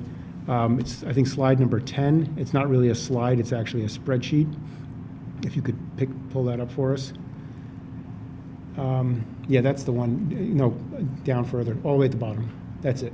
So this is the updated list. I don't know if you can zoom in at all, or if it's just going to lose too much of it. Can you do a full screen? Yeah, maybe you have to back out a little bit more. Not that much. Right there, maybe just. So what this is, if you go all the way to the top of that slide, You'll see here that we've added initiated in 2022 or initiated in 2023 and beyond. The list had a lot of things on it. What we thought were, what are the biggest priorities of the city? What are the things we've put off the most and think we need to get at the first? So initiated means likely a number of these projects will not be completed in 2022. So that's saying these are projects that we would want to initiate first. So we can see here that a number of the ones focusing on the library. The library is there because the library is already in the midst of a renovation and has had a number of issues that need to continue to have work in terms of their windows, in terms of their masonry that need additional work. And then the real three facilities that we're looking at initially in a first list of money would be the parking system, the fire department, and the Hannah Community Center being the probably three most urgent areas of need. So that's what you're seeing here. Now, what we're looking for initially will be to institute this check valve program. A check valve is actually the piece that is on the homeowner's property that stops or limits the opportunity for sewage or a sewer backup into a basement. So what we're recommending is to come back to council with a check valve program, hopefully in December for council's approval, and that we would like to fund that initially with $500,000. There would be some sharing of cost between the resident and the city's program, and that we would also want to backdate this program back to March of 2021. That is the earliest that we can use ARPA funds. So that means that if someone put in a check valve recently, they would be able to have that reimbursed as well if it meets the program requirements. So the goal here is to show you the new list, to see if you have any reactions to it at this point, but also then to ask if we could put this out for public comment, just put it out with a press release and give people the opportunity to weigh in on it in terms of potentially rank ordering things that they think are priorities, and then be able to share that information back with council in December at another work session, and also at that point bring the check valve program. So there really is no action here aside from the fact that we have an updated list with some greater prioritization, but also that we want to bring the check valve program back first. So that really, I guess, is in some way going to be starting a program, but not an approval at this point. Because we think there's an urgency there, because obviously, as we're in the winter time now, people will have an opportunity potentially to work on those projects. And then before spring and potential rains, they could potentially have some of those projects done. So with that, does council have any questions for me, any feedback? Or should we proceed with putting this out for public comment at this point?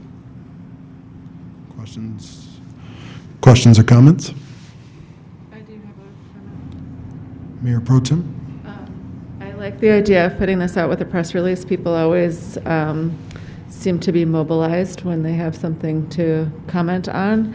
Can we build into that press release another mechanism for people to submit their own comments as well?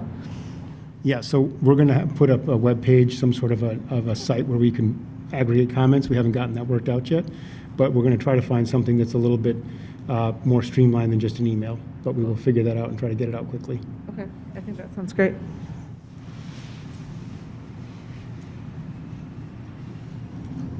Councilperson Babcock? I'm glad we're doing this. I walked through the Glencairn area and didn't find too many people out. It was a sort of a rainy October night. But those I found it's hard to comprehend what it's like to go down your basement stairs and find an inch of sewage, let alone sewage mixed into feet of water. And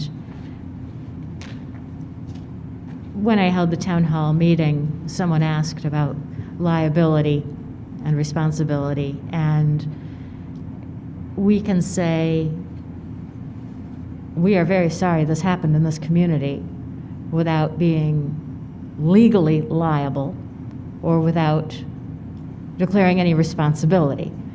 And earlier tonight, we had the third-party review up for discussion, and that's about looking for responsibility. Legal liability is very, very hard in any government situation, and that's not what we're discussing tonight. But I think recognizing that as a community we look out for each other, and that's one of the best things about East Lansing in particular, and that we have the opportunity to look out for our neighbors who are going to be affected by climate change, who have been affected, and that we are doing something to make it better in the future, I think is the most important thing we can do right now. We can't go back in time, we can't stop climate change, but to do something to make it better in the future is our goal. And I thank Mr. Lahanas for attending my town hall meeting and for articulating that to the people who attended. And I'm glad we're going to do this program. Thank you. Yeah, I think you probably already considered all these things along with the infrastructure package and other things that are coming. And I know the high bar to reach some of those dollars. I obviously just always giving consideration that of duplication or the efforts to not lock ourselves out of any dollars by completing, obviously trying to do this with some proper dissent and doing things in the right order will be important to us, attracting or capturing as many dollars as possible for these large structural projects. I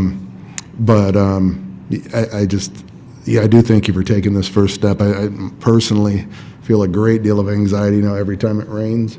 And I've probably, other than public safety, it's the one thing we have most conversations, or when I get ready to call you on the phone and ask questions about this. So I'm grateful for any, even small, modifications we can make to protect personal property in our public spaces. So thank you very much for even taking this step. And I think we'd be open to other things in this area. I know there was kind of whatever we can do, and we're learning the limitations of things around sewers. So any types of modifications and these things would probably be welcome additions to these types of projects. I think everyone's listening and open to doing obviously other things around this as well, and would be receptive to doing it. But thank you for the starting point.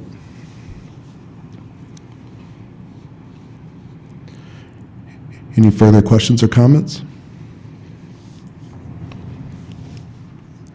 Thank you. Last item, 5.6, discussion of strategic priorities, priority-based budgeting, and the city's budget process. Thank you, Mayor. So these are three rather intensive topics. We're not going over them now. We're really just talking about the fact that they are upcoming because we have a new council. And I wanted to just remind you of the couple of most important documents. Some of the key dates will be coming back to get your feedback and get your direction on them. So as we look, you can switch to the next. So there's really the two biggest documents the council sets in terms of direction for staff are the budget and the strategic priorities. The budget is obviously how we spend our money, and all the dollars we spend are approved through council appropriation, an annual process, and that process would be starting pretty soon. The strategic priorities, we are every 2 years when we have a new council, we have had an opportunity to sit down with council and receive feedback on what types of projects, what types of initiatives and activities you want the staff to undertake. And these are sort of long-term projects to improve both the community, improve our services, change our services, add services, do things differently, and also an opportunity to improve the organization itself. So we see here the six, now it used to be 5 priorities, 6 priority areas that we work under. And staff through November and December is working on sort of baseline opportunities for improvement, and we'll be bringing those to council as a part of that discussion.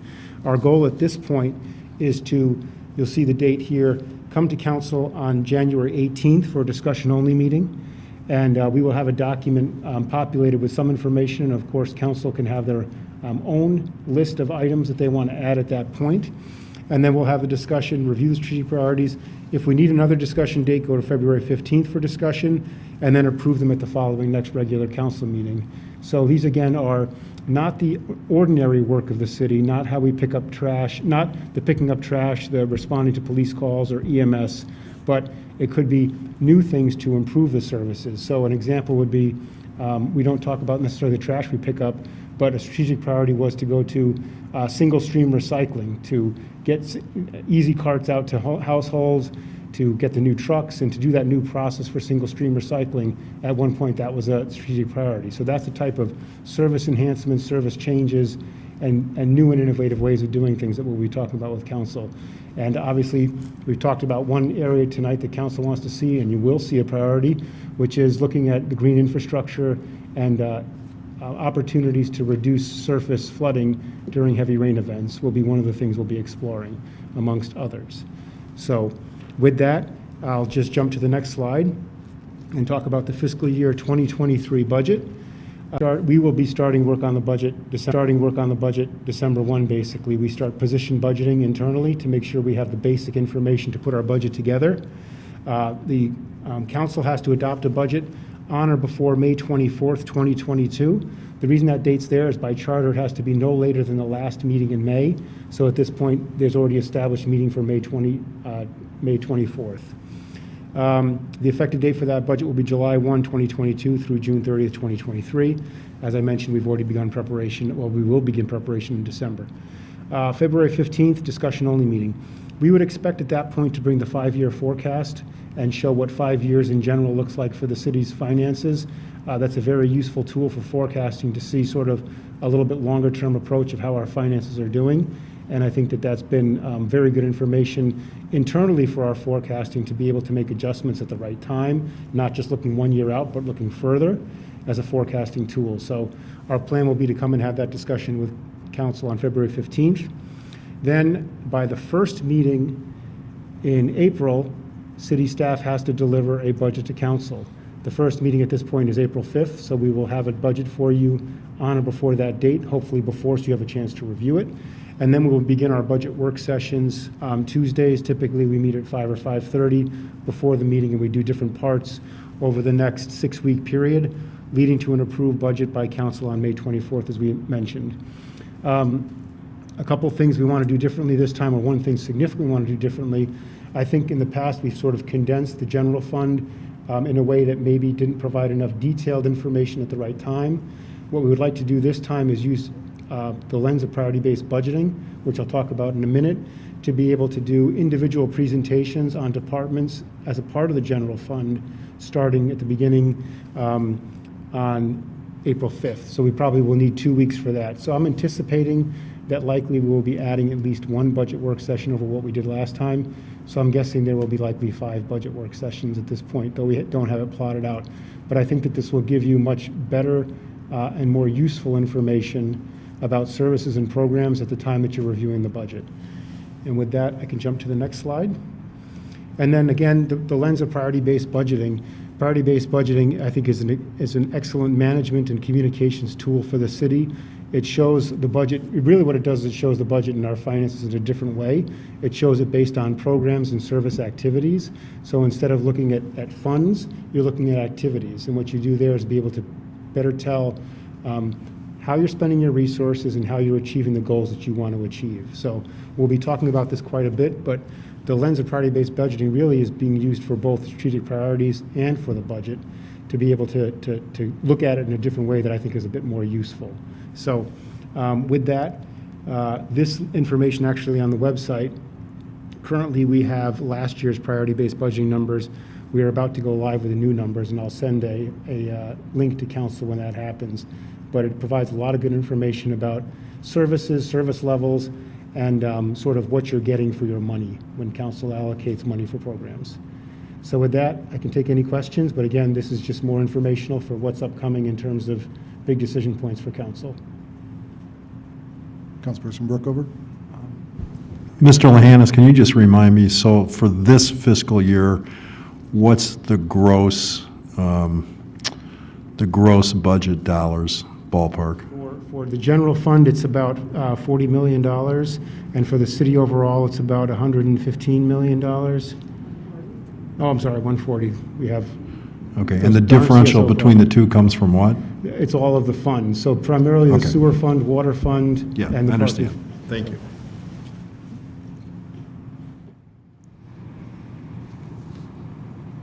So that's all I've got, unless council has any questions, but this is obviously more to come. Qu- I did have a question. Are we going to be doing a budget retreat this year? So, right now, we have it scheduled where we'll do it at work sessions during discussion-only meetings on the Tuesday nights. If the schedule gets too busy and we can't fit them in and the meetings would be too long, we might come back and ask to do a Saturday, as we've sometimes done in the past. But our goal would be to try to do it on Tuesday nights instead. But that will be a preference for council to make sure the meetings are manageable and that we're not here all night. So we'll try to do it. Hard choice, give up a Saturday or give up your Tuesday nights forever. I don't know. I can't decide yet. City Manager Lahanas, this is a kind of weird question. Just based on the kind of windfall potential with dollars from the state, dollars from whatever is going to happen, Build Back Better, multiple things that are on the table right now that will impact the states and local governments potentially. How we say I can't really account for the unknown unknowns, but we kind of have a strategy around hopefully what's a positive influx of dollars or change. We kind of begin to think about that. Yeah, it's, there's a lot of complexity to it because there's a lot of money floating around right now. I mean, we just heard about the $1 trillion, which is really exciting to be able to have opportunity to be able to fix some infrastructure things. We also have $6 billion. The state has $6 billion of unallocated ARPA money that we're going to be trying to see what their process is, if they're going to get that to communities. We just heard about new programs actually providing money for child care assistance. I mean, there are a lot of pots of money right now, and we just have to make sure that, like you mentioned, we're being deliberate and we're not blocking out one use of funds by using the wrong bucket. So, for instance, we would not want to try to use things for ARPA that we could, perhaps may get funding from other buckets for instance, streets, if infrastructure money comes. So that's going to be something we're going to have to work on. But it's a pretty much a quickly changing environment. And the thing I would note, though, for a lot of these dollars is these are going to be one-time dollars. So it's really going to be the special projects, the things we couldn't get to, are going to be what we're looking at recommending to council. Based on those considerations, would you be looking potentially needing outside input or other things if you're trying to maximize from a consulting perspective, or even just if they're coming kind of fast and furious as these new bills take form? What's your opinion on that? We're actually looking to enhance an accountant level person in the finance department to have specifically to track ARPA dollars and to help us internally with making sure we're accounting for that, as well as other finance needs. So our goal is to be able to handle most of this internally. Thank you. Any further questions or comments? Councilperson Babcock? Sorry, this is a field, but that reminds me, we never got any subsequent quarterly updates from our lobbying firm. And the last one I thought read more like a public relations statement than a report on what issues they were pursuing, how much they were spending, and these are things they have to report, who they were meeting with. These are things they have to report to the state. So don't want to take us too far afield, but they are well overdue on that document. Thank you. It's a good firm, but the people of the city of East Lansing should know how much we're paying and what positions we are publicly taking at the Capitol. That's all. All right. If there's no further questions or comments, we'd now be moving into the closed session period. Item 4.1.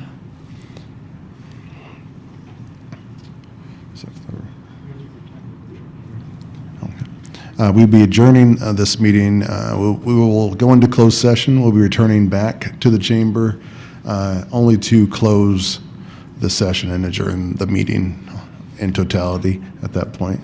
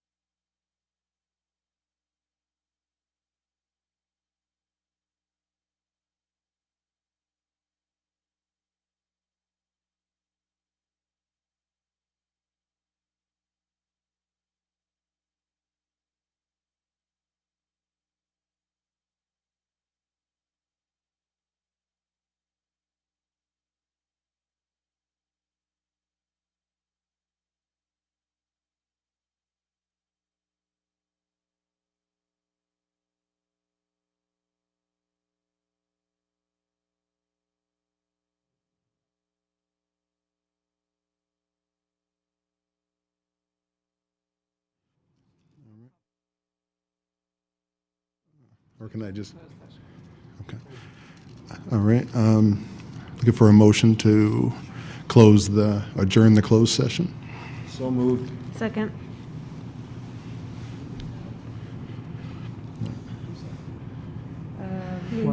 Watson. Yep. Session's closed. Do we have to do a roll call Roll vote? call from there? You have to vote. You have to Okay. vote. Okay. Councilmember Babcock, Yes. Councilmember Brookover, Yes. Councilmember Watson, Yes. Mayor Pro Tem Gregg, Yes. Mayor Bacon. Yes. Meeting adjourned.